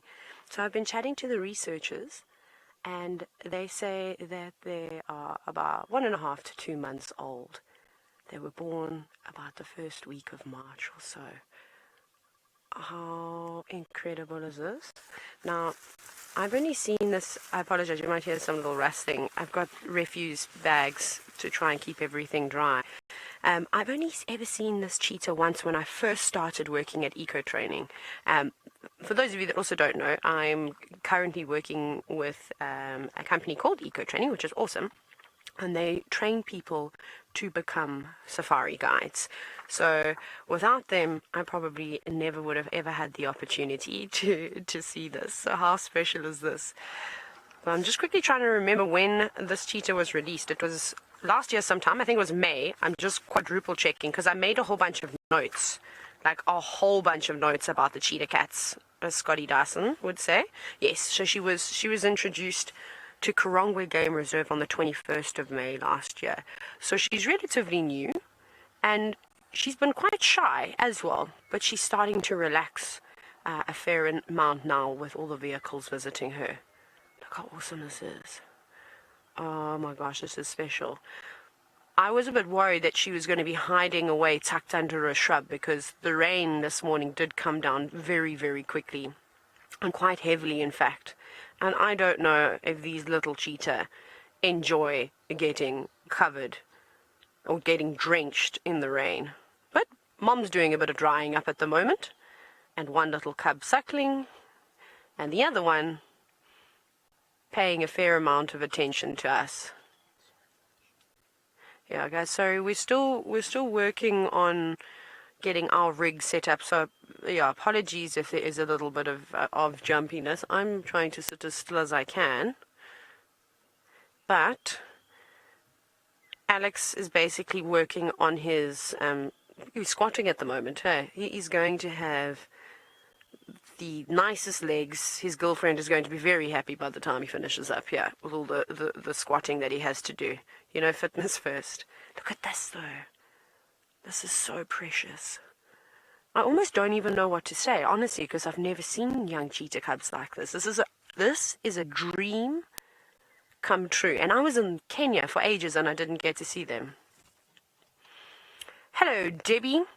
Now, one of my favorite things about Kwara, and I think also a great opportunity for guides coming to eco training, is they have the opportunity here to learn about cheetah. And you've asked how many cheetah are on this reserve. So it's quite exciting. This female with the two young cubs that I said are between a month and a month and a half and 2 months old. And this female cheetah, we're not really sure how old she is. But she's a mature female, so I'm not even going to try and guess her age. I'll have to try and find out from the researchers, although they said to me they don't know. So it's these three now, and then guess what? There's 3 males, 3 big boys, which are awesome. So we're going to be looking for them too. Now, some of these cheetah, some of the animals at Kwara Game Reserve have got, I suppose, tracking devices, if you will. They don't have big collars, so not intrusive at all. They've actually got implants, which is really awesome. So the research team was out here helping me this morning. We were here yesterday afternoon searching up and down. We are still on the fence line, but this is basically the area where she gave birth is not far from here. So she hasn't really moved her cubs around too much. There's a nice pan that's just hidden away in the dense vegetation, and she sticks down here. And then those 3 males, Debbie, that I was telling you about now, those boys, I'm not going to go into too much information about them because I'm hoping that we see them and then I can introduce you to their story as well. So I think we'll focus on her 2 little ones today. So she hangs around down in the southern section of the reserve. Boys kind of free roam the whole property. I've seen them up in the north, all the way near the Makutsi River, and then they come right down south of the Kwara River. And those are the 2 major river systems that we see in this area. There is another smaller one called the Kuvanyami and also the Matumi River. Again, we've got so much exploring to do over the next little while, and I'm so excited to explore Kwara with you. But this, I cannot believe. This is so cute. Look at that little one, nudging up to Mom.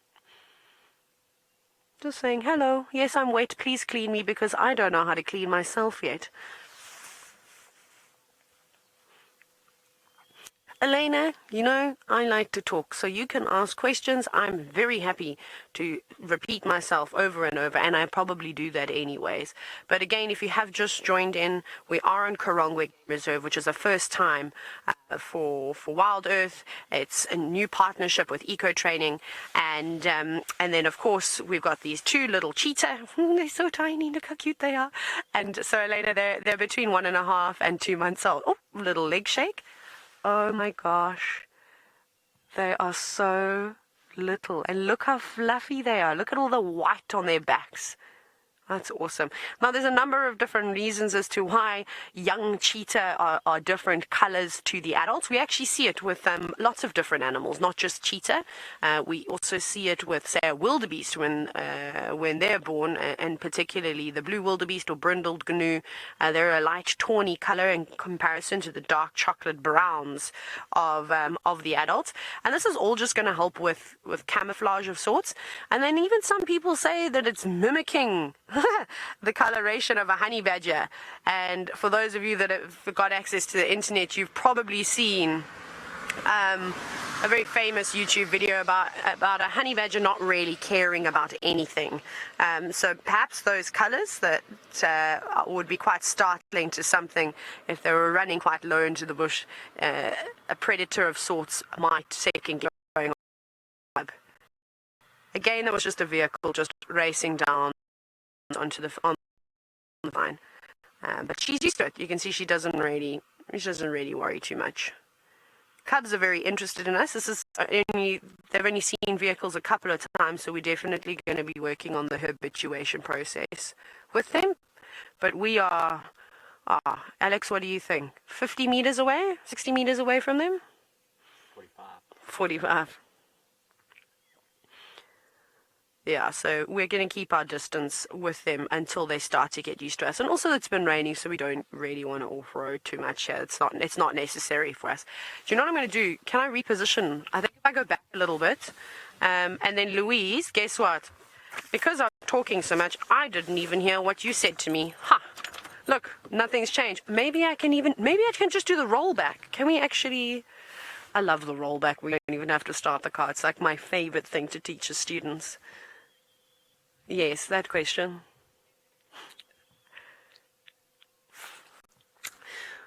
Puma, I'm embarrassed. I think we actually need to look at the cheetah because I'm so embarrassed about what I've done. And your question, you said you're fine, and yes, it's great that I'm back on camera. Nah.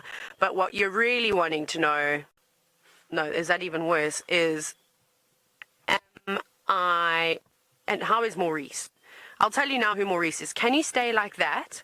I'm going to start the car. The screen, the camera is going to jump around a bit, but I'm just trying to get a better position. So please, look at that. Okay, where is the next gap? Forward. I think that's going to be it, eh? Say when?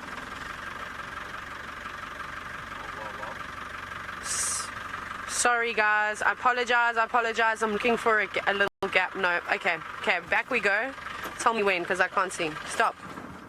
Okay, this is what we're going to have to look with for now, just while they reposition. So, Puma, because I was up at 4 a.m. this morning, and I went to bed quite late, and I was trying to figure out what was happening. I'm doing a rollback now. I've been told to roll back. I thought that I'd packed Maurice. Maurice is my elephant that was given to me. Was it my 25th birthday? On my 25th birthday in Kenya. That was a fun experience. And he's now supposed to come on safari wherever I go, and you won't believe it, but he's sitting in my camera box. So I think he'll make an appearance this afternoon. I completely forgot. But also, he's the only elephant in the whole world that doesn't like water. So don't worry, everybody. Don't worry about Maurice. You'll be introduced to him a little bit later. And now they're hiding behind the bushes. Oh, but that's okay. I'm so happy we got a quick glimpse of these cheetah, aren't you? I mean, we can't show you everything all in one go. That would honestly just be, that's just, we're not spoiling you like that, you silly. So it's a bit too wet to go off in there. I don't know. If I reverse even more, Shall we try again? Let us reverse even more. A lot of starting and stopping. Where did you go, girl? No visual. I mean, we can see how many spots she's got. Do you want to play that game? That's my favorite game to play. Okay. I'm going to have a little look around here and see if there's not another gap that we can find. But right now it's a bit difficult to see the cheetah, so off you go back to Trisha, also doing all sorts of wonderful things on Juma.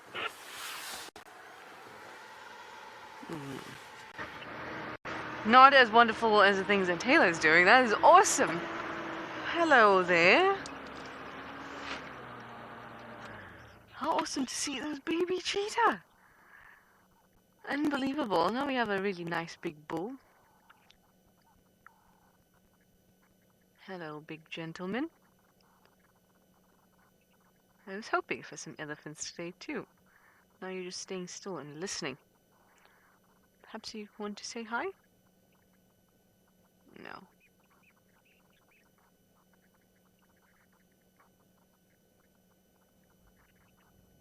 Can you listen to the rustle of the trees as you walk?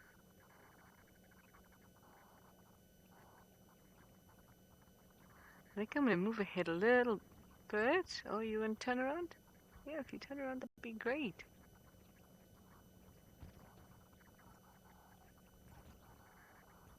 Oh, he's actually broken his right tusk. Oh, shame. That must have been very painful. It looks quite old, though.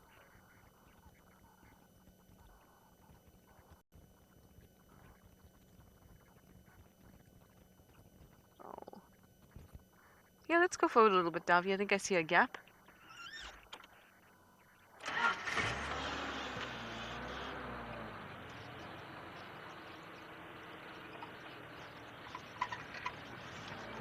There we go.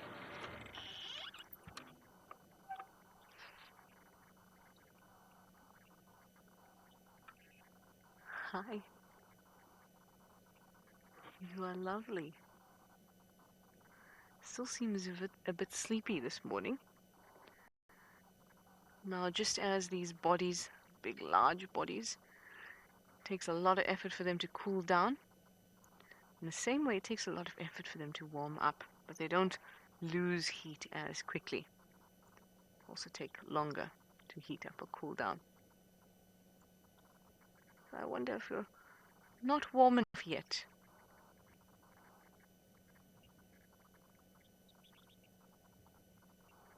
I got part of that question. It was, is there something in their tusks, from Richard? Nerves in their tusks. Yes, there are. Remember, a tusk is just a modified incisor. So it's a tooth, just like a tooth. So there will be a nerve running through the tusk. So when it breaks, which is what I think Richard is thinking about, when it breaks, it's going to hurt. It's going to hurt quite a lot.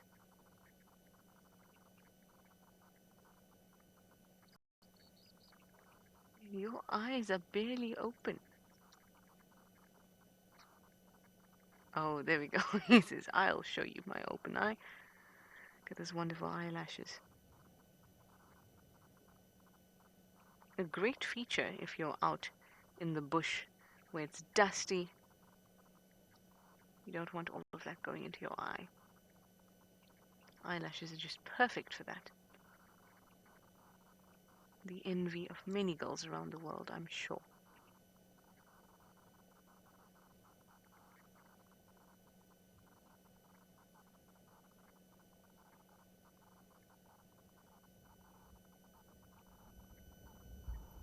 Now, he is large, but I have seen larger bulls, but I think that this one's quite old. Quite wrinkly. Also chewing quite gently. So I might even put him in his 40s, maybe late 40s. He's also got heavy depressions on his forehead. That tends to happen as they get older. You can see it's sunken in just above the eye. And also the actual mouth, the cheeks are a little bit sunken in as well.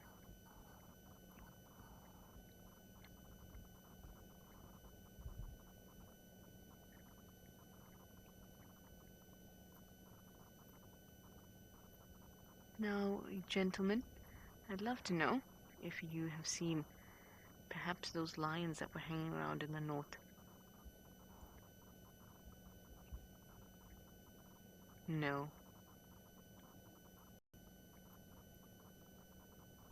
Trust, you'd like to know if elephants are endangered. They are not endangered. They are considered vulnerable in certain areas, but they're actually not endangered. Their numbers are pretty good. In the Kruger area, I think you're looking at about 14,000. And that's just in this area, and that's only for African elephant.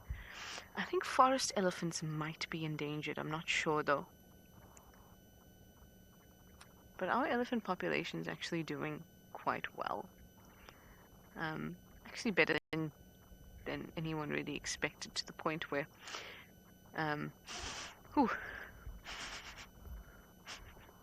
thought I got a wafting over of some popcorn smell. But if I smelt that and it was real, then this guy would smelt it too and reacted to it, but not.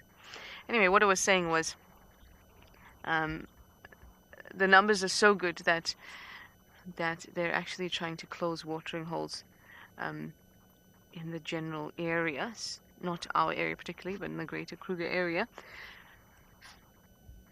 in order to, in a way, restrict the populations. There's a carrying capacity for each specific area, and once that carrying capacity is exceeded, it means that that landscape cannot remain as it is.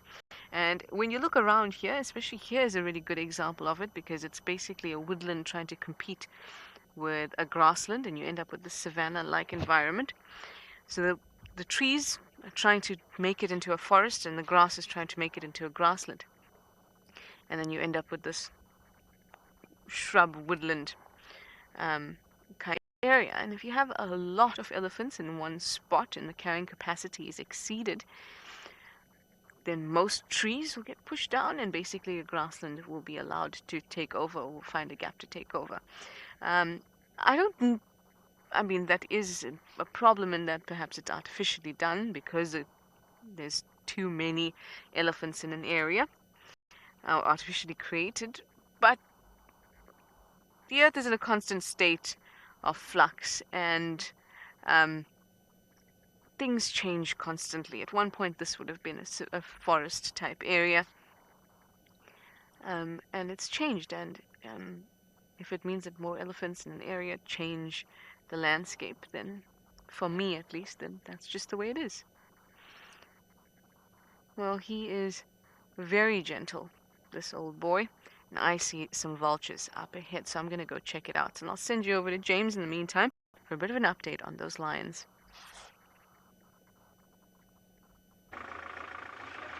Hello. My radio is giving uphill. This is what happens. Right, update on the tracks. Walked into two of the blocks. Grass around my head. Didn't find anything. Can't find further tracks. Oh, hello.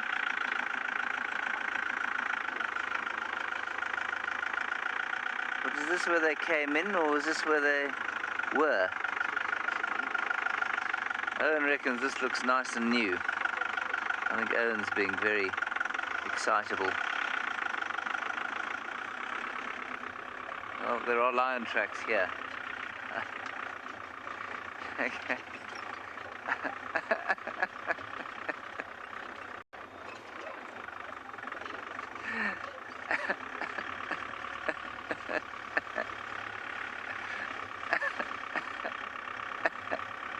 I feel like there's a lesson here the universe is trying to tell me, but that I'm failing so dismally to learn what it is, that it's going to keep hammering home whatever message that is until my small brain manages to come up with the answer.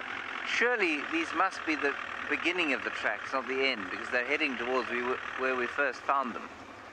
Unless they are really doing circles. Maybe they're looking for me, yes.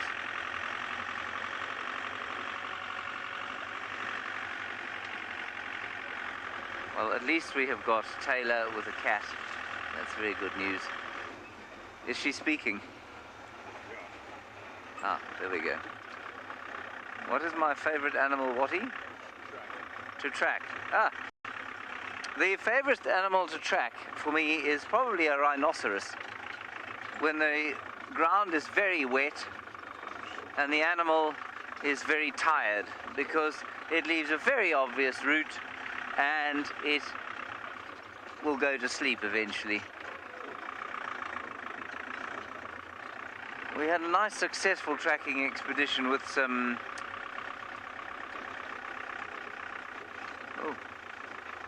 Oh, great.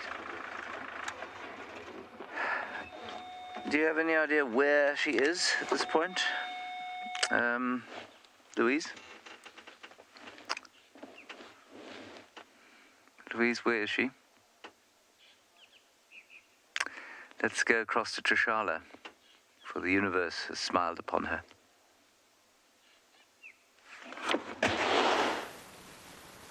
Oh, James. It is a lion, or lioness, but it is the one that's in Buffelshoek, so I'm quite sure it's not the ones you're tracking. Or at least I hope so. We've just come to the top of Garikatlan, and she was standing out here on the road.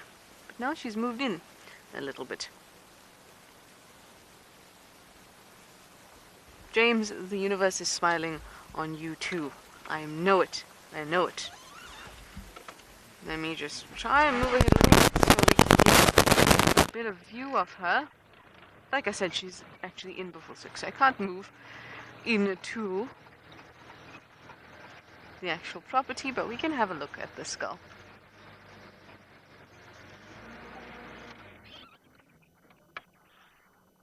Hello. Now, this is one of the Telemati lionesses, which I think I've only met once. I must say that I had a favorite young lion, and he was the Telemati male that used to hang around with Inkahumas quite a bit, about 2 years ago, a year and a half ago. He was absolutely gorgeous. He came from this pride. Actually, I wonder what's happened to him. If anyone knows what's happened to him, and I know that you guys, some of you, are so diligent with this information, you would know. But please use the hashtag WildEarth, or the YouTube chat stream, Twitch, whatever you like. Let me know if you know what's happened to the Telemati male from a year and a half, 2 years ago. I have a lovely picture of him. That's one of my favorite pictures that I've taken of a lion. Oh, do you want to call for us?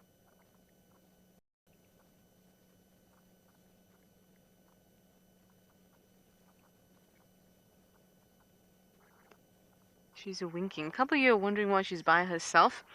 The rest of the pride are further into Buffelshoek. I heard a bit of a scuffle and a few squeals while we were waiting here. And of course they do have a number of cubs. So I suspect that's what I was hearing. So she might just like the warmth of the road, and that's why she's sitting here.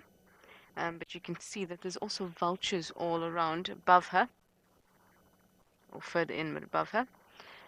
So the carcass must still be there that they were eating on the last, what was it, 2 days now? A day and a half?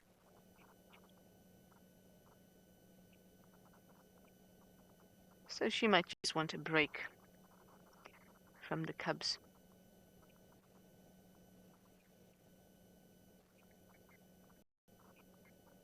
She's doing what lions do best, though, and having a bit of a nap. This is quite nice. I didn't actually expect to see a lion so out in the open, so close to Juma, so close. I mean, one can hope, but I didn't expect. In fact, we are not very far from where we just had that large bull.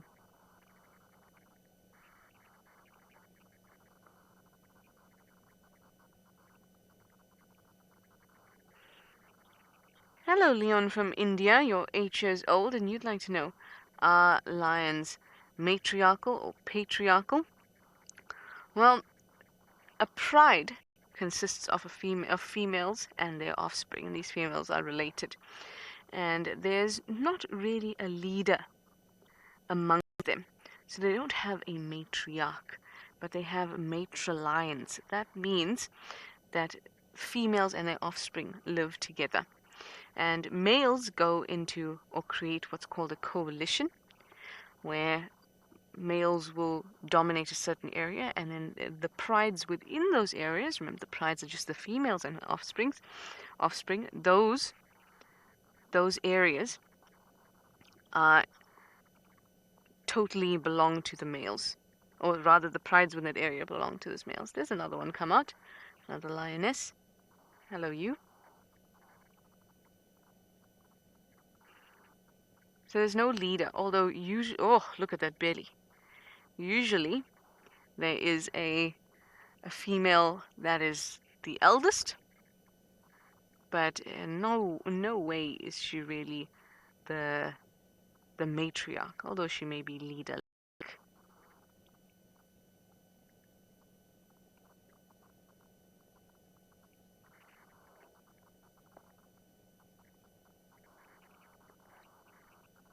I think this might be the resting place after they've all eaten, because that belly is humongous.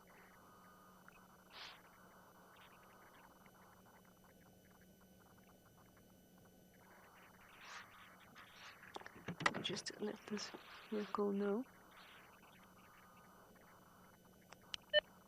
Vehicle and Buffalo Cutline. I have 2 lionesses here.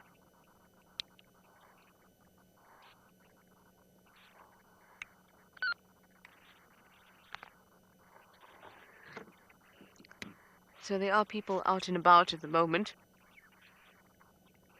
And I think they'll all be looking forward to actually coming and seeing some lions, especially since it's been quite a slow mo. Ooh, I heard something further north into Buffelshoek there. Almost sounded like a lion coughing.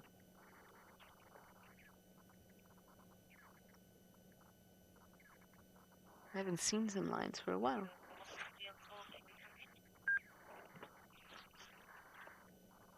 Yes, you're welcome to.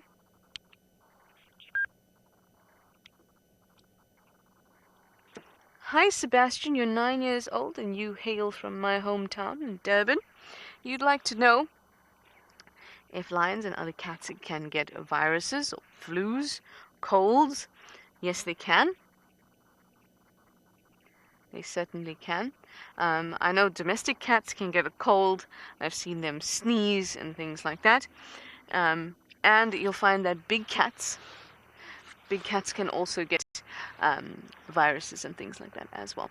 Of course, the types that they get can be slightly different to what humans get, but nonetheless, they can get them. And then you also get zoonotic viruses or diseases that can also be quite problematic because they can move from humans to animals and animals to humans.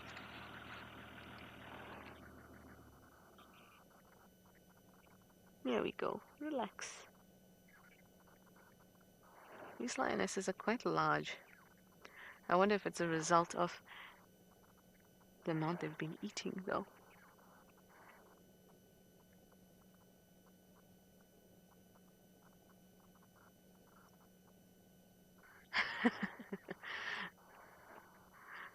A couple of you were wondering if they're pregnant.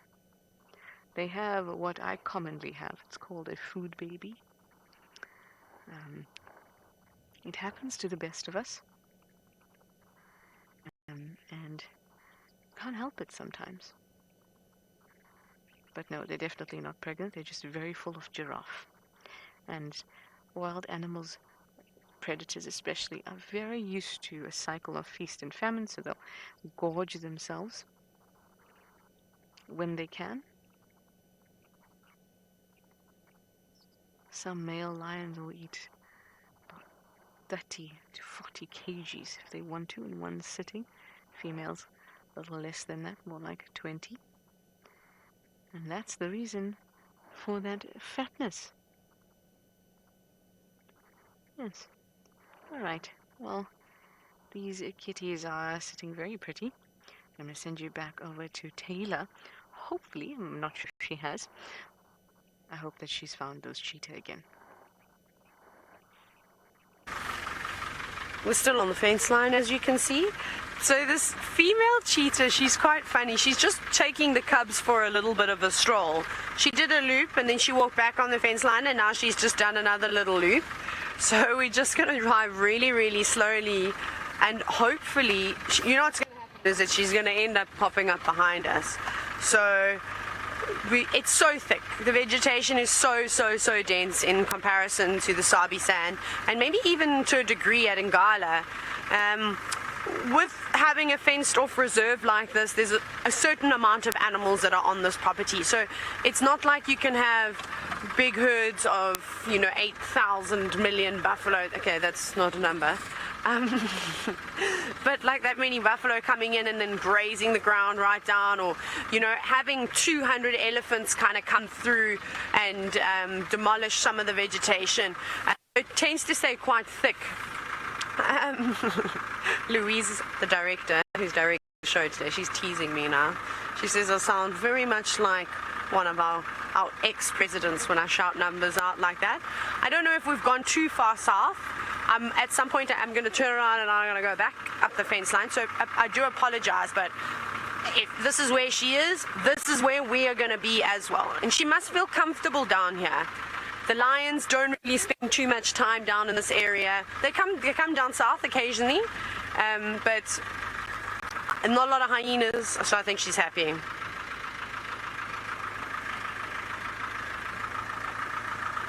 Big Kev, you're full of jokes this morning, eh?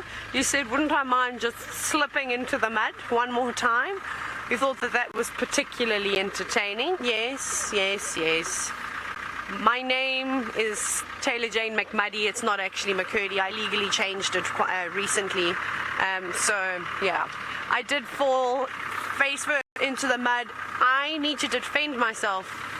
I did not get any mud on my face that one time, and I'm pretty sure someone will share the link if you have not seen me falling into the mud. That's what people say to me. People will be like, oh yeah, oh hi, this is Taylor, blah blah blah, and then they're like, oh, you're a safari guide, cool, and they were like, were you that girl that fell in the mud? And I'm like, no, that was someone else.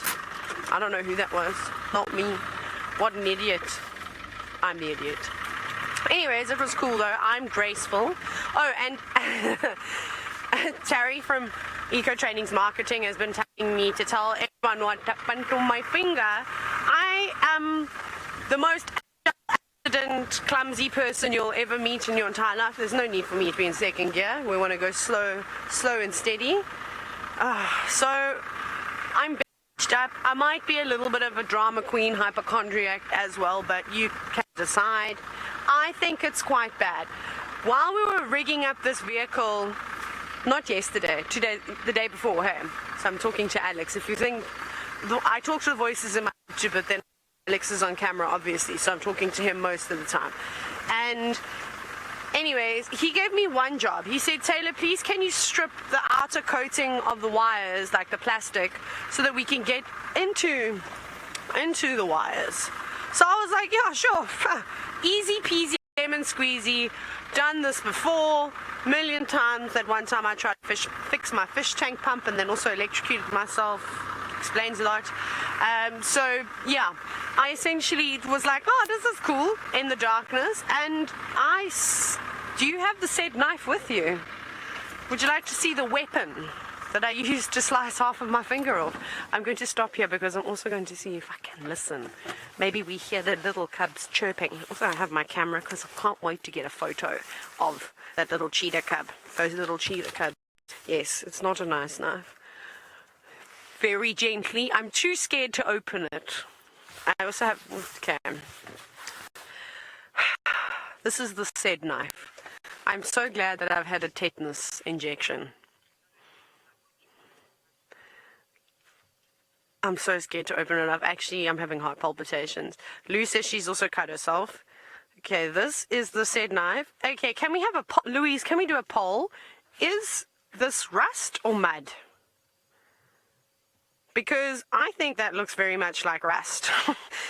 Alex has reassured me because he got stuck in the mud recently too, so he's actually the Marshmallow King, but he hasn't been introduced to that term just yet, but I'll catch him up to speed. That is rust. Now, if you catch yourself on a rusty nail, on the fence, on anything like that, you definitely need to go and get a tetanus injection. Luckily, Madam Accident Prone over here, she's had a few of those. I don't know how to close the knife, and I'm too scared to do it. Do I just push? No, I'm not. I'm going to pass it back very safely. There's Alex's hand. But tell us what you think. Do you think that's rust or mud? Do you think I might lose a finger? Anyways, off you go to James. Let's see what he has to say.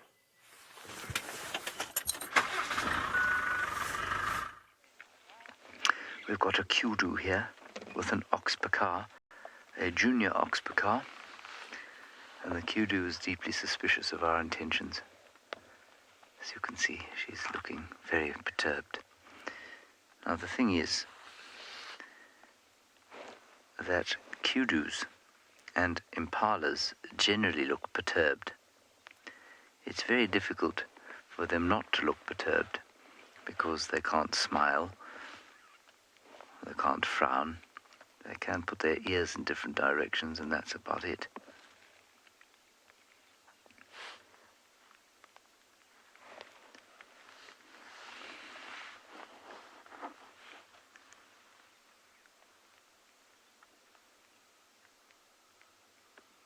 And she's just sniffing there to see if there's a predator on the wind.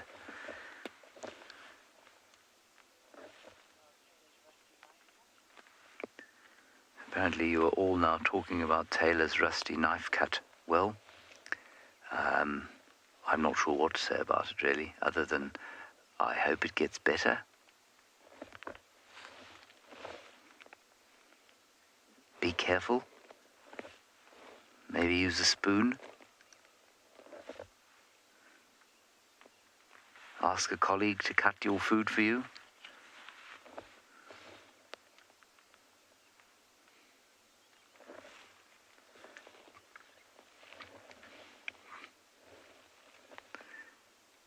Everything is very quiet. There we go. She's relaxed now.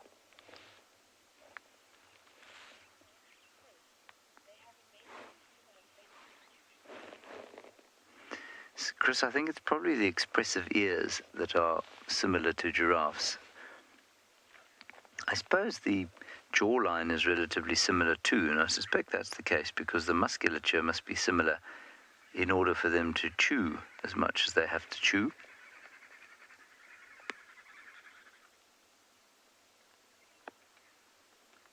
A ruminant of any kind's got to have a serious amount of muscle in and around the jaw because they've got to keep on chewing all day long.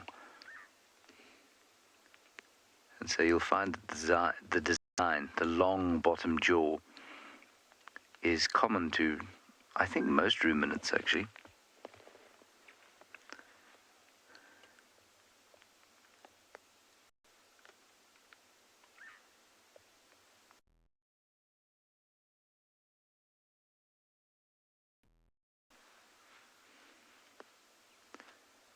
Now you see that kind of face there looks like it's alarmed.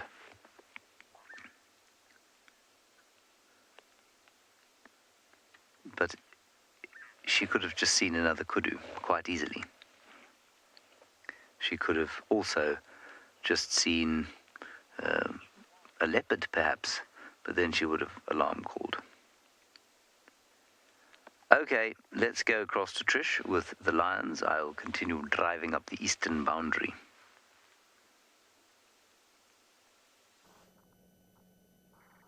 Eastern boundary indeed. That should be fruitful. At least I hope so for James.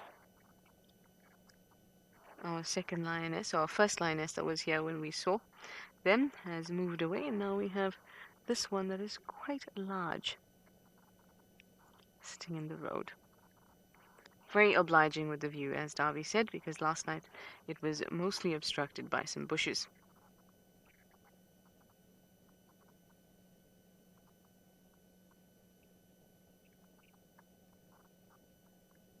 Breathing very heavily. It takes a lot of energy to digest meat. More energy than it actually takes to digest vegetable, or rather not vegetable, because we can't digest cellulose, but the available nutrients in vegetation is more easily digestible than meat. But you'd need a lot of it to get the same amount than a lion would in meat. And also, lions are obligate carnivores, so they have the digestive system that a carnivore would. So they cannot digest vegetation. But it takes a lot of effort and a lot of energy. And that's why when they're round like this, they need to pant quite a bit. They're tired, it's tiring. All their energy is going in to that digestion, and everything else is kind of taking a back seat.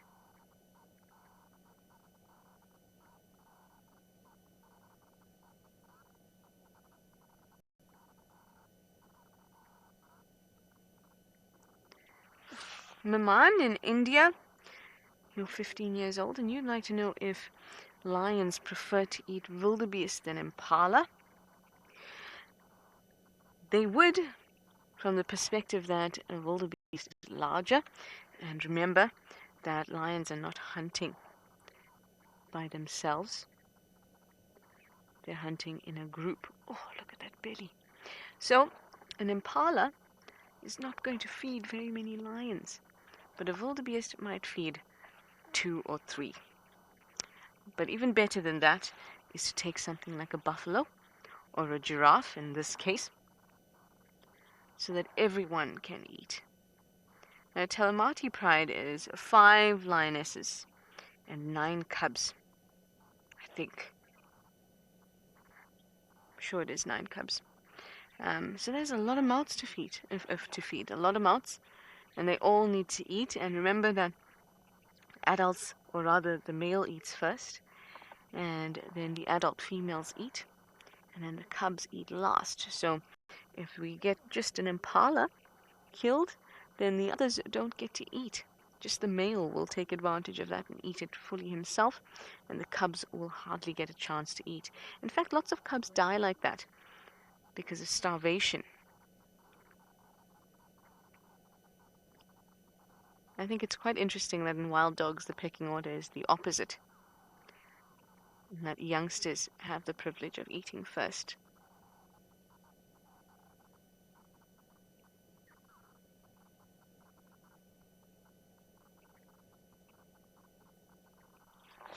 I'm going to grab that name from you again, Louise, but it was about the lion's mane.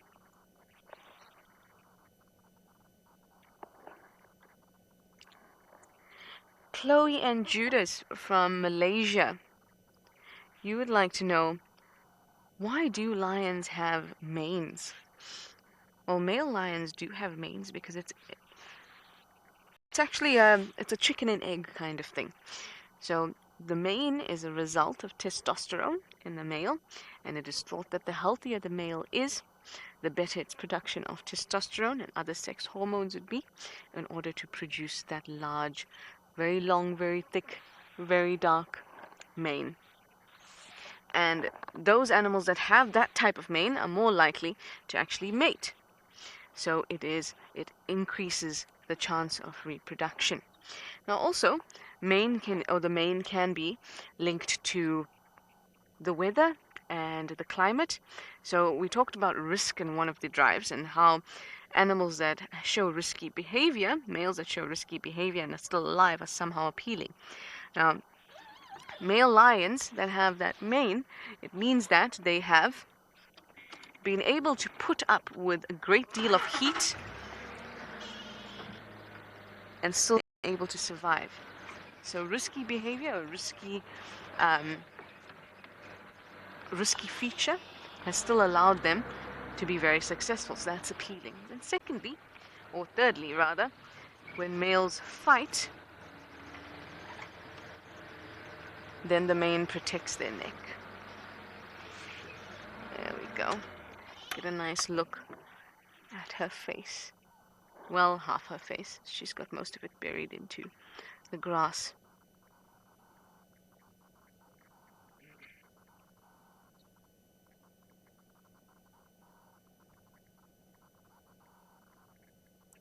Very flat. Very tired. Well, it was starting to spit on our side too. Not the lions, but the clouds, the rain. And Eric at andBeyond's Ngala had to dart off because of the rain, but it seems he's back. So let's go over to him. We unfortunately weren't able to dodge that little bit of rain that we experienced.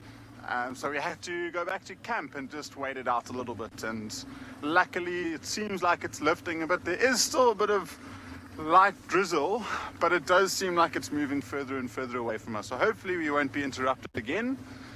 We did have to change our plan.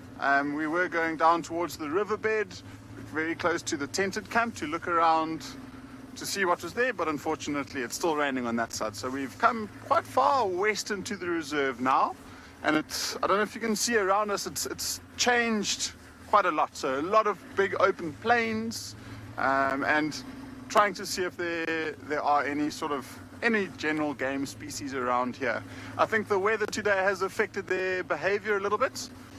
With it being very windy, like I mentioned a bit earlier, it affects their sense of smell and their hearing.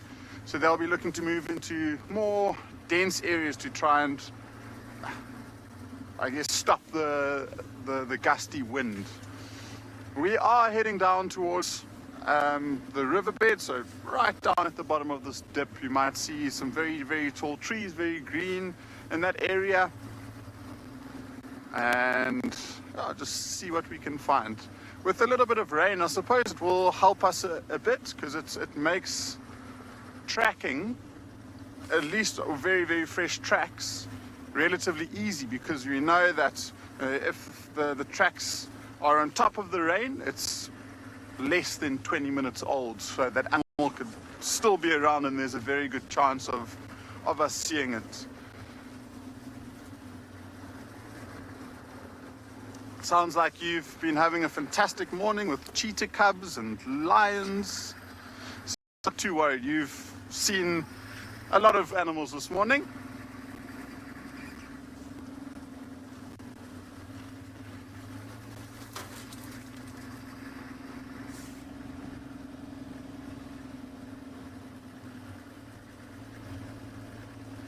Oh, sorry, I didn't catch the name. Anna Marie, thank you, Marcel. I was asking if we have seen any honey badgers recently. And the last time I saw honey badgers was actually at the lodge, and that was maybe probably close to 6 weeks ago. And a pair of honey badgers came in to try and see if they could get any food, so they went straight into our canteen. Obviously made everyone else scatter. Everyone's very scared of honey badgers. Out here in the bush, we haven't seen them recently, but as it starts to cool down and becomes more and more into the winter season, there's more chance of these honey badgers moving around in the earlier parts of the morning and the later parts of the afternoon. And I went through a patch of seeing honey badgers at least 2 or 3 times a week in the winter time. Got some really, really cool sightings. There's been lions chasing honey badgers, or the other way around actually, honey badgers chasing lions around. So one of those rare sightings, but you got a better chance of seeing them now coming into winter time than you do in summertime.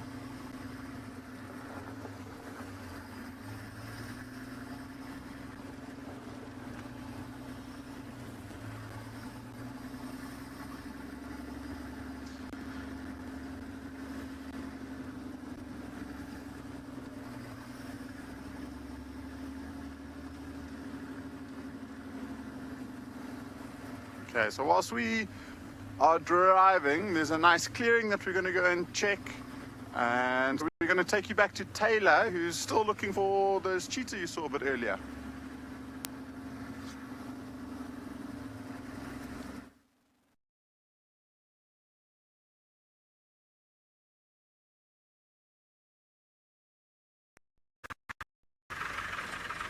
Radio, my life's saying that in. We had one last quick glimpse at Cheetah and her two little ones, but it's just unfortunately too thick down here. So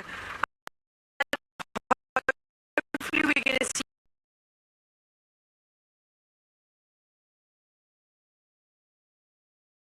vehicles just yet. So it is going to take them a little bit of time to start building this positive.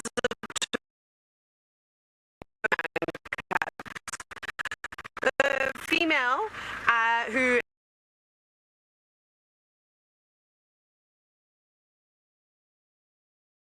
3 years old, so she's a young girl, probably her first litter of cubs.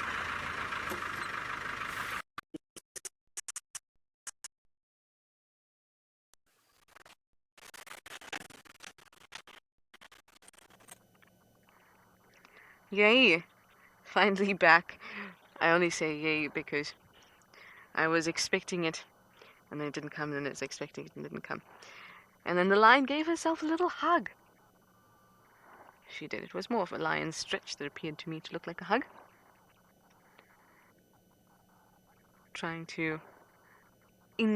She was expecting you guys, you see. Well, I'm sure that Taylor's signal will clear up in a bit, but for now we have a sleeping lioness.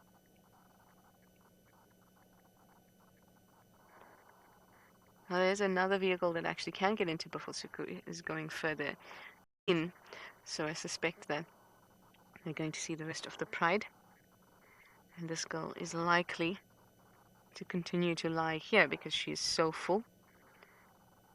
I doubt she'll actually go back to eat just yet. When I say just yet, I think for like the next maybe 45 minutes to half an hour, because like I said, they can gorge themselves totally and completely, and then you end up looking like this. Just beautiful creatures, though. Absolutely stunning. I think I didn't realize how much I missed seeing lions until I saw this one in the road, and I got a little bit of a zing.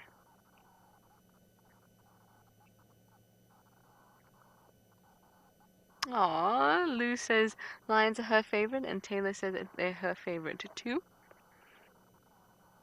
I do like lions too. I do.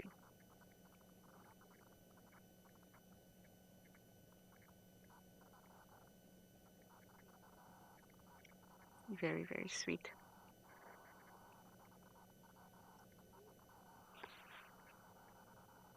I'm hearing a few sounds around here, so I think I may, after this segment, just take a bit of a drive along Buffelshoek cut line and just have a look around, and then we can always return to the spot since our lovely lady is sleeping.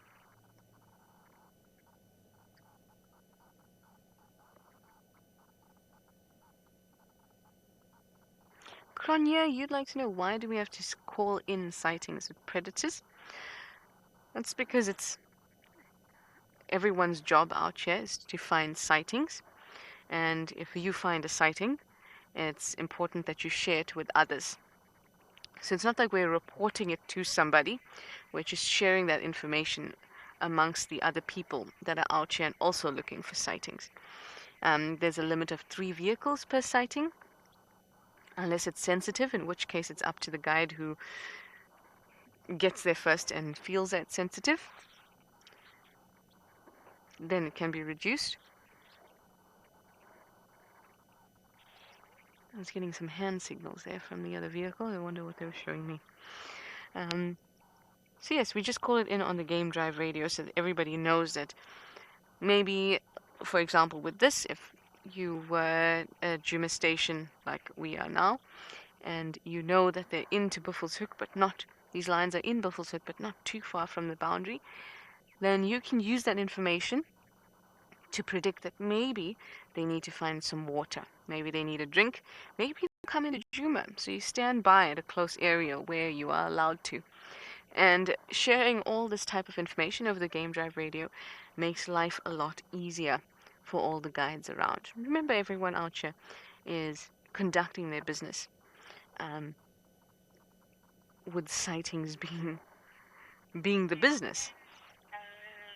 Sitting now, the babies, the cubs are here, so maybe you'll be able to get footage down this road. Okay. So the other vehicle was just telling me that they can see the cubs further in, but of course we can't go there. So let me send you over to Taylor. Let me try. Hopefully her signal is back out there at Korongwe.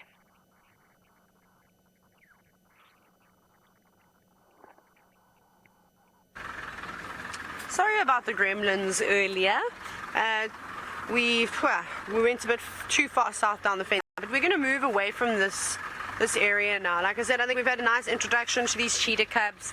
Let's not put too much pressure onto them, so that hopefully next time we come here they're even more relaxed. But we're kind of doing one little loop ski, and then we're gonna move on. Let's go to that pole. Do you know what? While we talk about the pole, can you see what's moving around here? Can you see that, Alex? Climbing up. Wincy spider. Can you see the spider just here to the right? Like literally, like right next to us. So we had a poll earlier whether the knife had rust on it or not.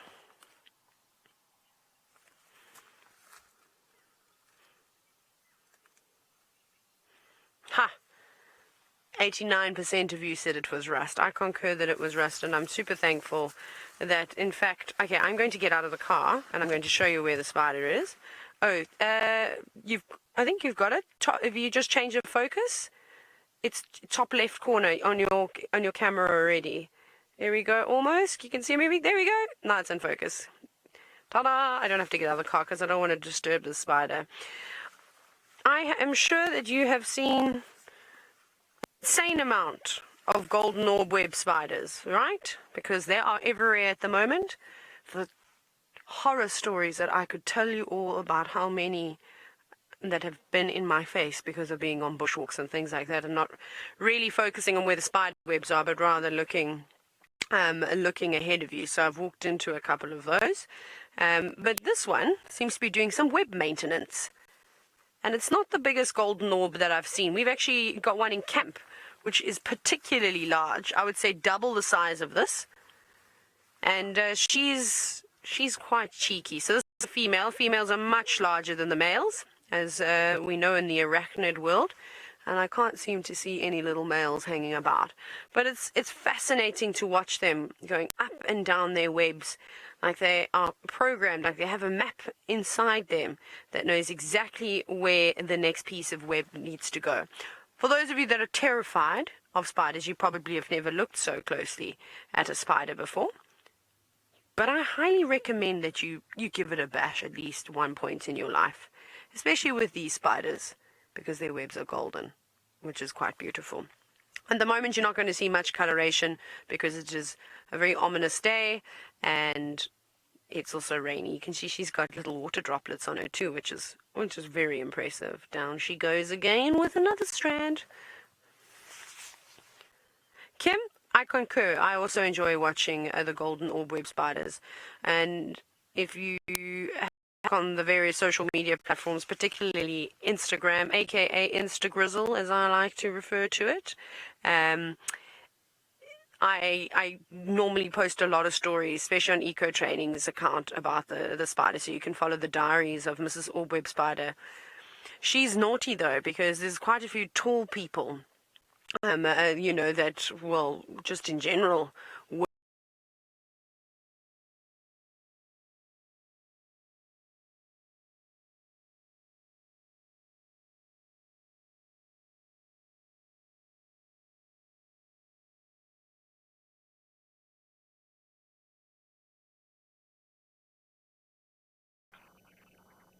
Oh, sorry about that, guys. But I've just moved a little bit west on Buffalo's cut line from where we were with that lioness, and I have found this lovely little hood. Hello, you. Oh yes, I am very interesting. And I know you're interested. Come say hi. Tom's like, no, don't play with them. It's a beautiful head. It's a really nice size. Not very large. I think I'm seeing 1, 2, 3, 4, 5, 6, 7, 8, 9, 10, 11, 12, 12, 15 individuals. Oh, seems like I'm not the only one with elephants, but James has some that are arguing. Let's go over to him. Yes, we've got a lovely argument going on here with a herd of elephants, which is wonderful. I'm most grateful for their presence. Hello, guys. 2 of them have come to say hello to us. There's a young bull. Hello. It's lovely to see you. You're a great comfort to me on a morning like this. Thank you. If you only knew. He's got such big bright eyes, this fellow.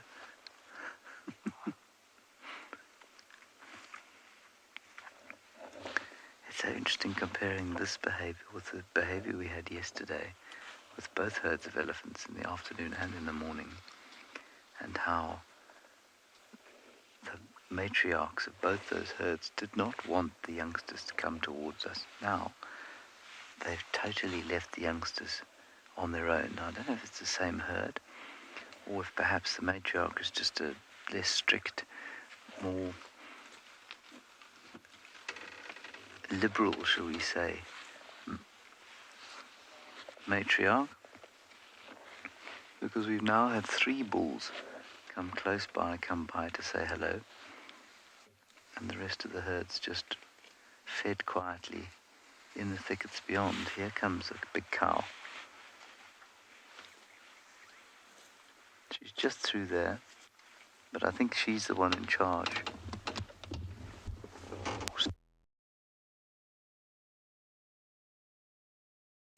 I think that they've taken a much more liberal view to parenting than the ones we had yesterday.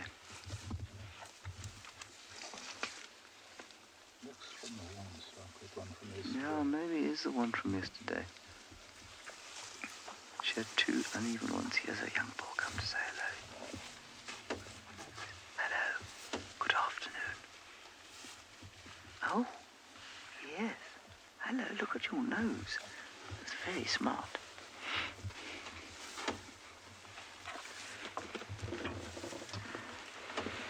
You're going to eat a little bit of Dicrostacus for breakfast, are you? Yes. Please eat a lot of it. It's a bit of an encroacher species, so the more you take, the better.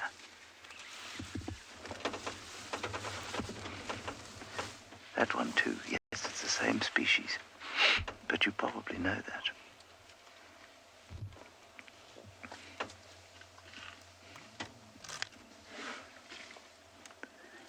And I'm not sure if you're aware of this, but you've really got some rough sort of action on your ear there.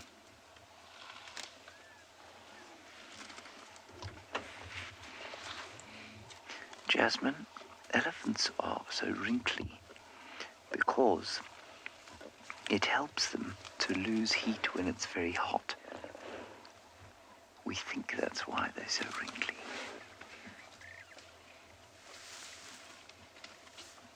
Oh, this is very special. To have a young elephant so close, only 3 meters away.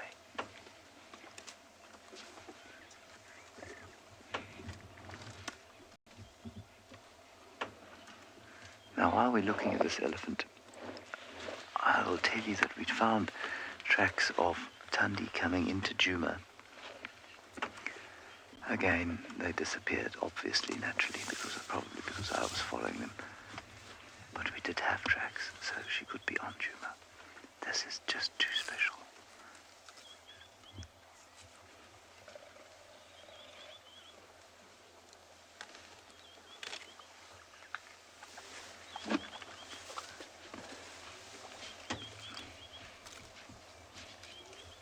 The temptation to reach out and try and touch his trunk is overwhelming, but I must fight that temptation.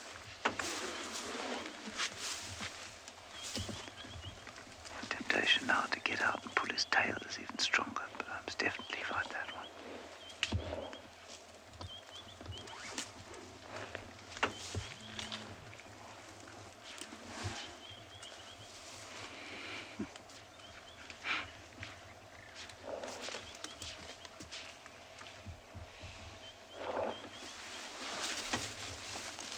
Thank you, my friend. It was a great honor to have you close by like that.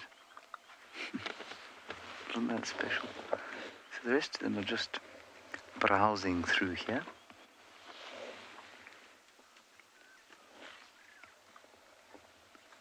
All right, let's leave our elephants now. Apparently we're going to go back to Korongwe, where there is a golden orb-web spider.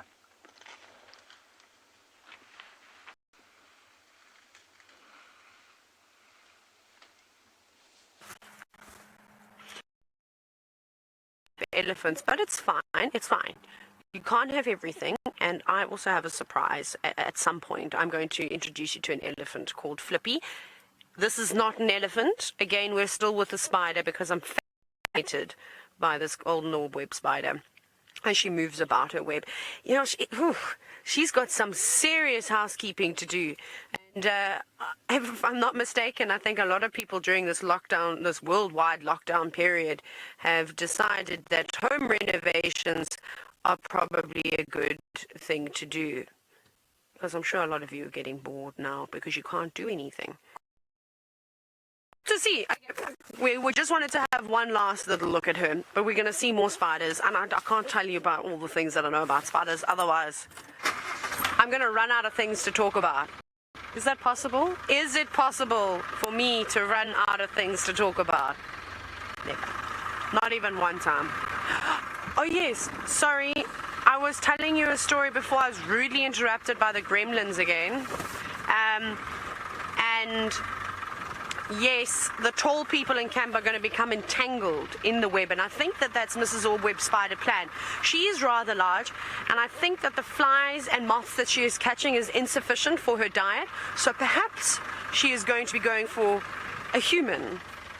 We'll see. Don't worry, we will record. We 100% will record it and we'll show it to you. It's for science. So if someone is to be eaten by a golden orb-web spider and be wrapped up in silk, I mean, a golden blanket doesn't actually sound too bad. It would be like me if I just wrapped myself with my hair, like over my whole body. It could be quite nice, maybe cozy. I don't know. Anyways, we'll keep you updated with that. Bye, Cheetah, wherever you are, somewhere in this block. I hope you stay dry and find something to eat. And we will come and visit them some other point. You are going to have to bear with us, though, because we are testing still where I can and cannot drive. So we're going to be doing a lot of that. This, I think, is okay. Louise normally shouts in my ears, "Go stationary! You can't drive there, Taylor! Frozen picture!" No, I'm just joking. But that, she does do that. I wasn't joking about that part. So... we're going to keep meandering along the road and see what other creepy crawlies we can find. Maybe a millipede. Or if you go to Charlotte, she's got a much closer encounter than I do.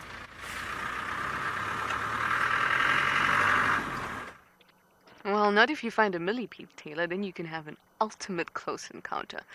Oof, maybe even have it on your hand. Crazy. I do hope that she does. Now, I'm just enjoying myself with this very, very, very relaxed cow. See that tree that's against her there, this false marula? She tried to break it. She's quite sweet, and now she's got a branch with her that she's stripping with such dexterity. And you can actually see how she'll hold it with her trunk and then put it onto her tusk, where she'll push down to break it.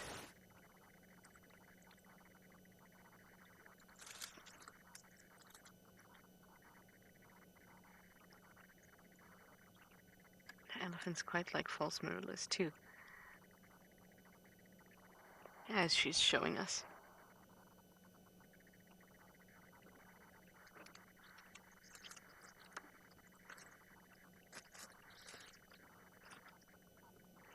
Goldfish, you'd like to know if the size of an animal's ear determines how well they can hear. No, it doesn't exactly work like that. The ear consists of two parts. The outer part, called the pinnae, and the inner ear, which actually receives the auditory information. The outer ear is what helps to funnel sound, to determine direction of sound. can also be modified to pick up on specific types of sound. So more than how good an animal's hearing is, which is determined by the inner ear, the outer ear can determine or be very, very helpful in the actual collection of the sound. But it doesn't mean just because you have a large ear that you have very good hearing. For example, elephants do have good hearing, but I wouldn't say that it's much better than any other animal that has a large-ish ear, like say a kudu. But that's because the ears are adapted to do other things, such as cooling down the animal and having a large surface area which blood can move through and be cooled, which is really important given their body size. I was saying to you earlier, with such a large surface or such a small surface for such a large mass, they'll find it difficult to disperse heat, and they'll also take longer to actually heat up. But given that they're mammals, their metabolic processes will keep their insides at a balmy 37-ish.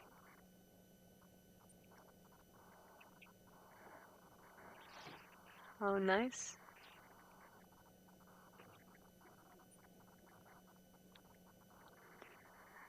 Nandika, you're 11 years old and from India. You'd like to know, why do elephants pick up the food with their trunks?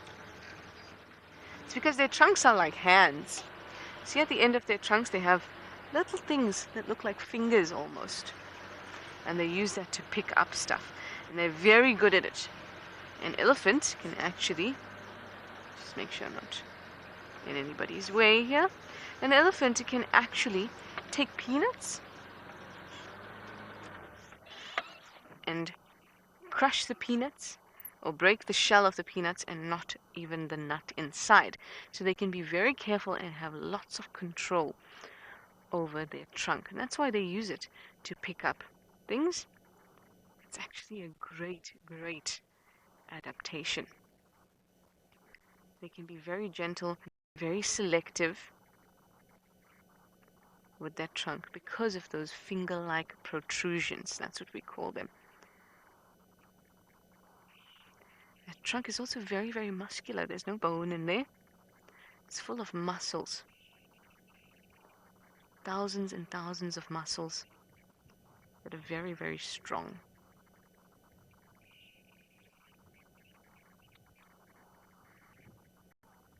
They can pull leaves, they can break trees, all sorts, or scratch their ear, like that one just did.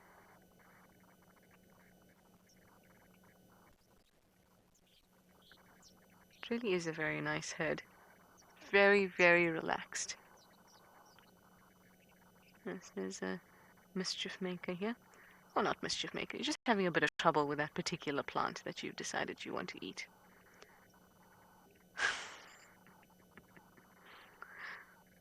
When it does that, it's actually trying to dust sand off of the plant, so it's not busy eating sand. Sand can damage teeth, and that's not great. Especially if you're an elephant and you only have a limited number of teeth.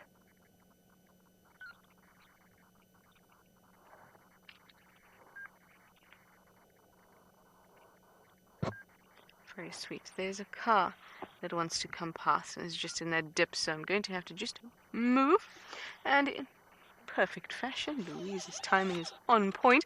I'm going to send you over to Eric and andBeyond Ngala, get a bit of an update from him while I move.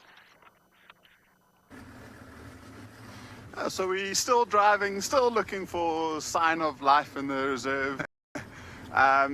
It is a quieter morning this morning, but perfectly natural. These things happen. There was a little crested francolin. I don't know if you saw that darting along the road. So we've looked back towards the east, and it seems like the rain's gone, and so we're heading straight back into that area. Again, driving along the riverbed, or not along the bank, I guess. So the riverbed is now on the right-hand side of us. We're north of the river. And just seeing what we can find. The other vehicle around this morning also hasn't had too much luck. So I just saw a weird looking plant that I thought could have been a bird. There was almost looks like a tail sticking out of a nest, but it was just an orchid.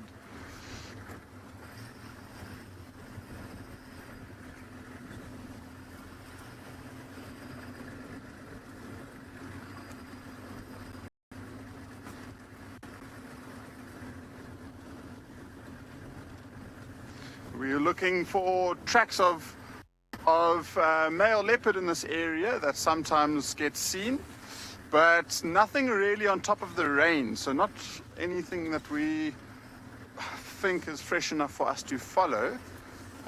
So again, just trying to move through an area thinking about where these animals are at the moment. And like I said a little bit earlier on, these windy conditions, they're probably just trying to hunker down and escape the wind. I mean, yesterday you guys had such good views of buffalo. You saw quite a lot of general species, I think, here at Ngala with Nikki. And it just seems like 12 hours later, things have disappeared. Oh, there's an owl right here. You see it, Marcel?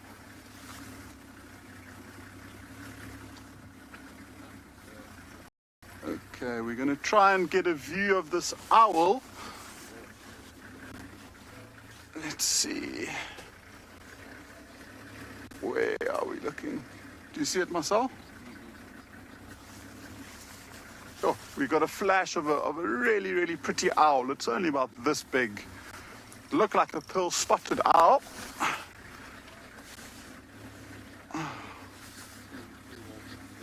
Do you see it fly? Okay.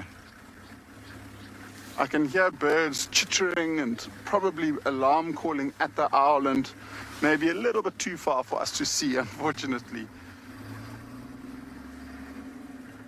Oh, it would have been really nice to show you that. It's one of the only owls that are quite active during the daytime. Very, very beautiful little owl. I'll see if I can show you a quick little picture.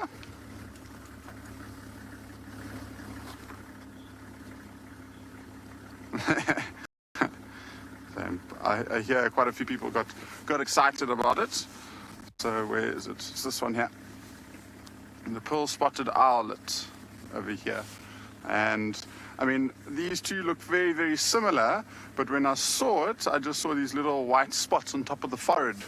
And so that's why I think that it was the pearl-spotted owlet. So pretty sure, but can't be absolutely convinced.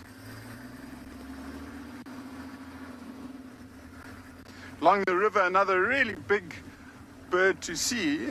The biggest owl that we find here is the Verreaux's eagle owl, which we've got a chick that is very, very curious, and it will sit and stare at you, and it just bobs its head back and forth as it's trying to work you out.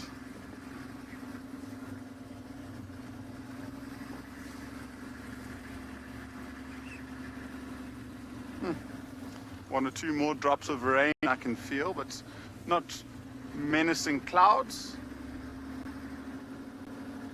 Alrighty. So as we figure out what this rain is doing, we're going to send you back to James.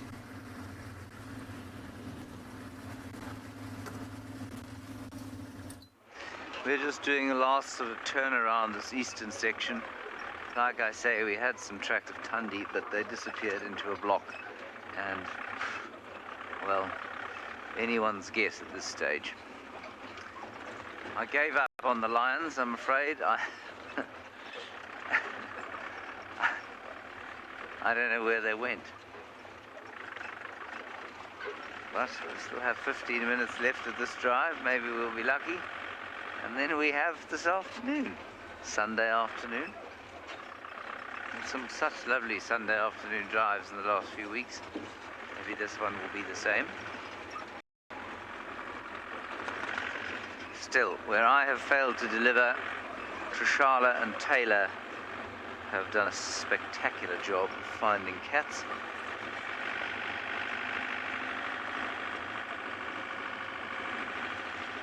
Lovely elephant herd just carried on feeding where it was. So nice that they're still around. Still have at least 2 herds around, which is good. Sometimes there are no elephants.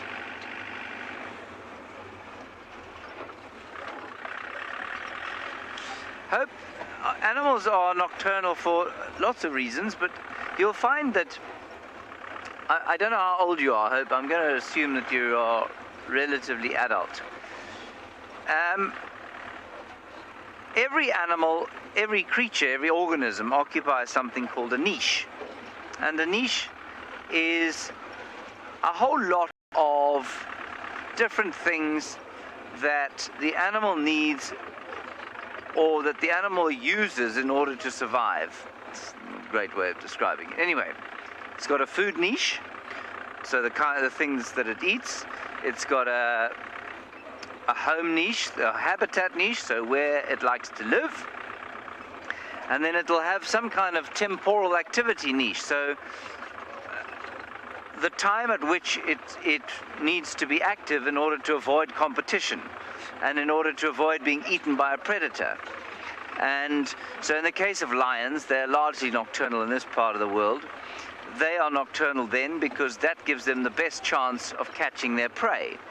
In the case of something like a civet, it's probably nocturnal mainly because it helps it not to be eaten by its predators. And what is that? There's a black bird there to the left. Owen? I think it's just a fork-tailed drongo with a slightly white back. Well, it certainly was. And so, something like a pangolin, which is quite interesting, is active in the day in parts of the world where it doesn't feel threatened or preyed upon. And yet in this part of the world, it's almost exclusively nocturnal. So, you know, it's got to do with when they can find food, if they can avoid being preyed upon by animals. Yeah. Make sense? So the activity niche of some animals is nocturnal, and that's for various reasons. Niche is the sort of relatively complicated term that is bandied about, and it's used actually often synonymously with habitat. So when we talk about an animal's niche, often somebody will say, well, you know, an elephant's niche is woodland. An elephant's niche is woodland. An elephant's habitat is woodland most of the time, woodland savanna. An elephant has a complicated food niche of various things that it eats. It's got various water needs which will define where it has to live. It's got a social niche. So it's all kinds of things, of which habitat is just one part. Yes? Yes. Good. Right, Eric is now starting to take the shackles off his morning and has come up with a large herd of interesting creatures. We got here just exactly the right time. As I was coming through a little gap, we managed to spot just 1 or 2 buffaloes, and as we came to investigate, the whole herd came down into the river, and it's an exceptional sighting of them because it's not very often you get to see buffaloes so out in the open, and a few of them have come to have a drink at this big pool that you can see now. And then if you look just behind them, there's a whole lot of them that's also obviously and it's just incredible to see how far they extend back, literally just around the corner. We can't see the whole herd yet. They're still coming.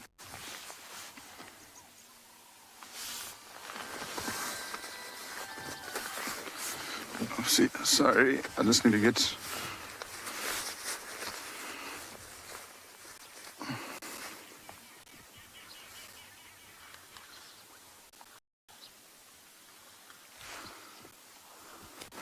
Interesting to see how they walk right into the water.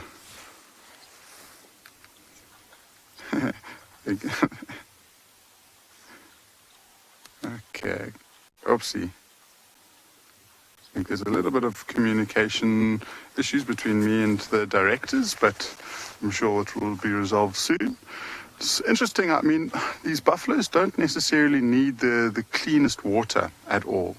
And so that's why a lot of them are spending their time at the edge of the bank. You can imagine it must be quite muddy with a whole bunch of animals moving in that water and only a few of them coming to this bigger waterhole. I'm sure on a hotter day you would find that the majority of the herd would probably come to this rather than the area that they're focusing on there, because they'll need to, or they'll want to at least, roll around in the sand or in the mud and get nice and wet.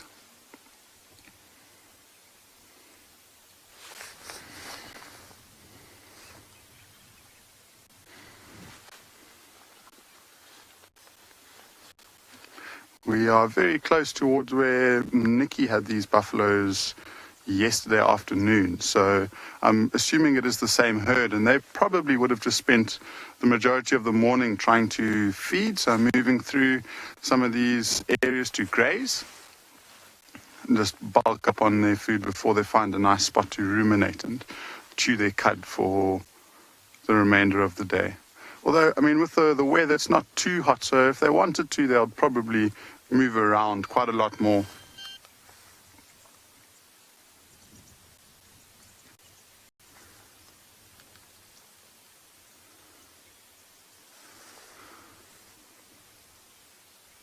Call ended again.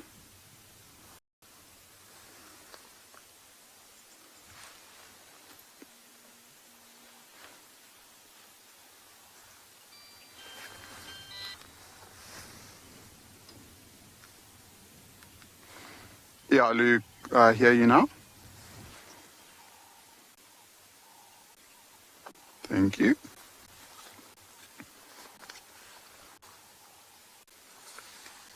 It seems like a few of the individuals that did come to have a drink out of the biggest pan have started to turn back and maybe move towards the rest of the herd.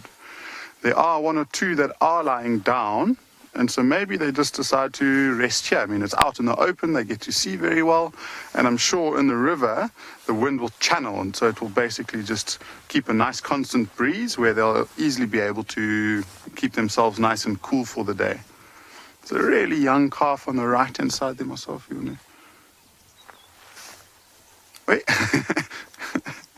Got a bit of energy.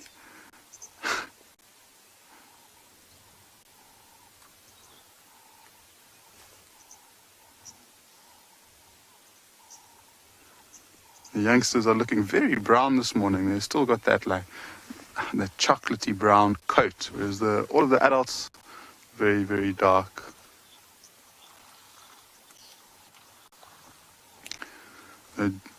Junus is asking why the birds sit on the buffaloes. And Junus, these birds are called oxpeckers. There's two different species.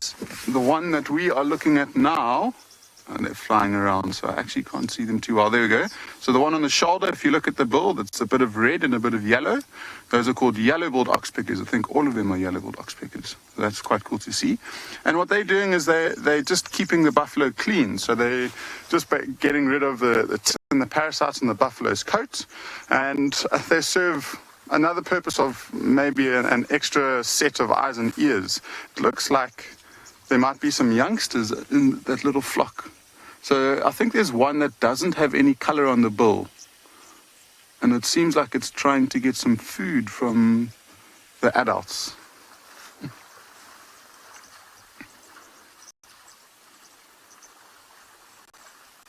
Yeah, so they also serve as like an extra pair of eyes, and so if they happen to see something that they're not very comfortable with, they might just flush off of that buffalo and make an alarm call, and then they'll spend a lot of time just looking around and just making sure that everything is fine.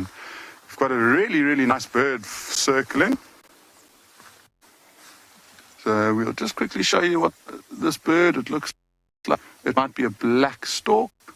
Looks like it's trying to find a place to land, but I think the buffaloes are going to deter it from landing. So whilst we're waiting, if we get a view of it again in the river, we'll come back here, but then we're going to send you across to Taylor with another bird.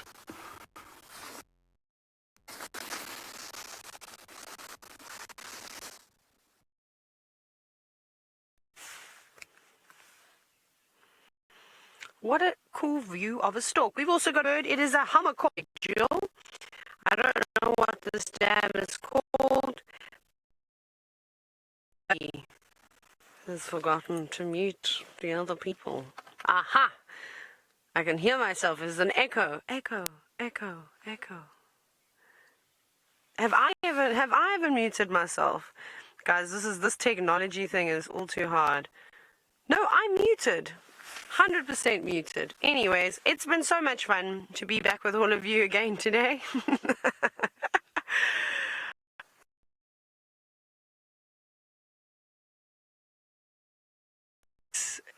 Oh no.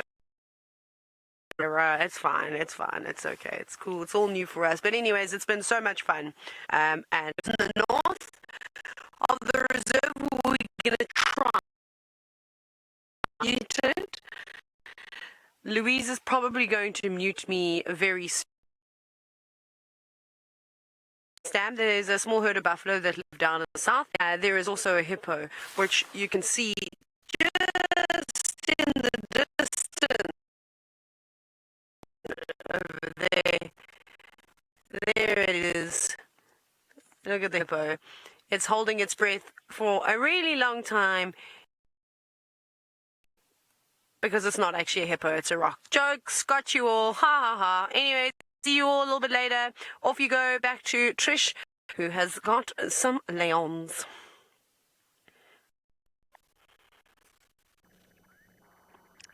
Taylor makes the same types of jokes that I just love. Very funny, Taylor. Very funny. I giggled inside. Now we have spotted some of the cubs, which is really, really cool. They've been playing around. And they're actually moving quite a lot closer to the cut line. Before we just had the two lionesses that were closer to the cut line with a nice view, and the cubs are starting to play around closer as well. So perhaps this afternoon we'll be lucky. I'm very glad that we managed to see some lions and those wonderful cheetah cubs, and some action at the hyena den with James as well. Not forgetting Eric also. Now remember, if you really enjoy watching the live safari, if you enjoy interacting with us as much as we do, because let me tell you, we really do, please go to the support page on our website. That will come up below your screen there at the bottom, and help us out as best you can so we can continue to bring you these wonderful animals, and you can continue to meet the different characters. You've met the Nkuhuma lions and now the Telemates as well. Not forgetting Ribbon's gorgeous 2 little bundles of joy. We'd love to keep bringing it to you. I think this whole situation with these lions are going to bode very well for us, and I really have forgot how much I miss seeing them. I really, really have. I hope that they'll come into Juma, just into the open area there on Gowrie Cutline, which is a really nice spot to view them from, and all of 100 meters from where they are. So that's just awesome. Oh, I see another one coming in. They're quite large, which is very nice. So there were 9, 6 females and 3 males, from what I understand at least. Like I said, I haven't gotten to meet them too many times, so this is an absolute honor and even a pleasure to be able to bring them to you guys. Some vultures up ahead too. I'm really enjoying all this movement. I hope that they come visit us in the afternoon. I really, really do. Of course, we'll also have ribbons too out in the afternoon. I hope they'll be playing. It is pretty chilly though, and there is some rain, I think, on the horizon. So maybe those cubs will need to bundle up nice and warm in the den. Well, you know what time it is. It's that time when I've got to say goodbye, and thank you so much for your questions and your comments. I can only imagine what this afternoon will hold for us, so we'll see you then. Goodbye for now.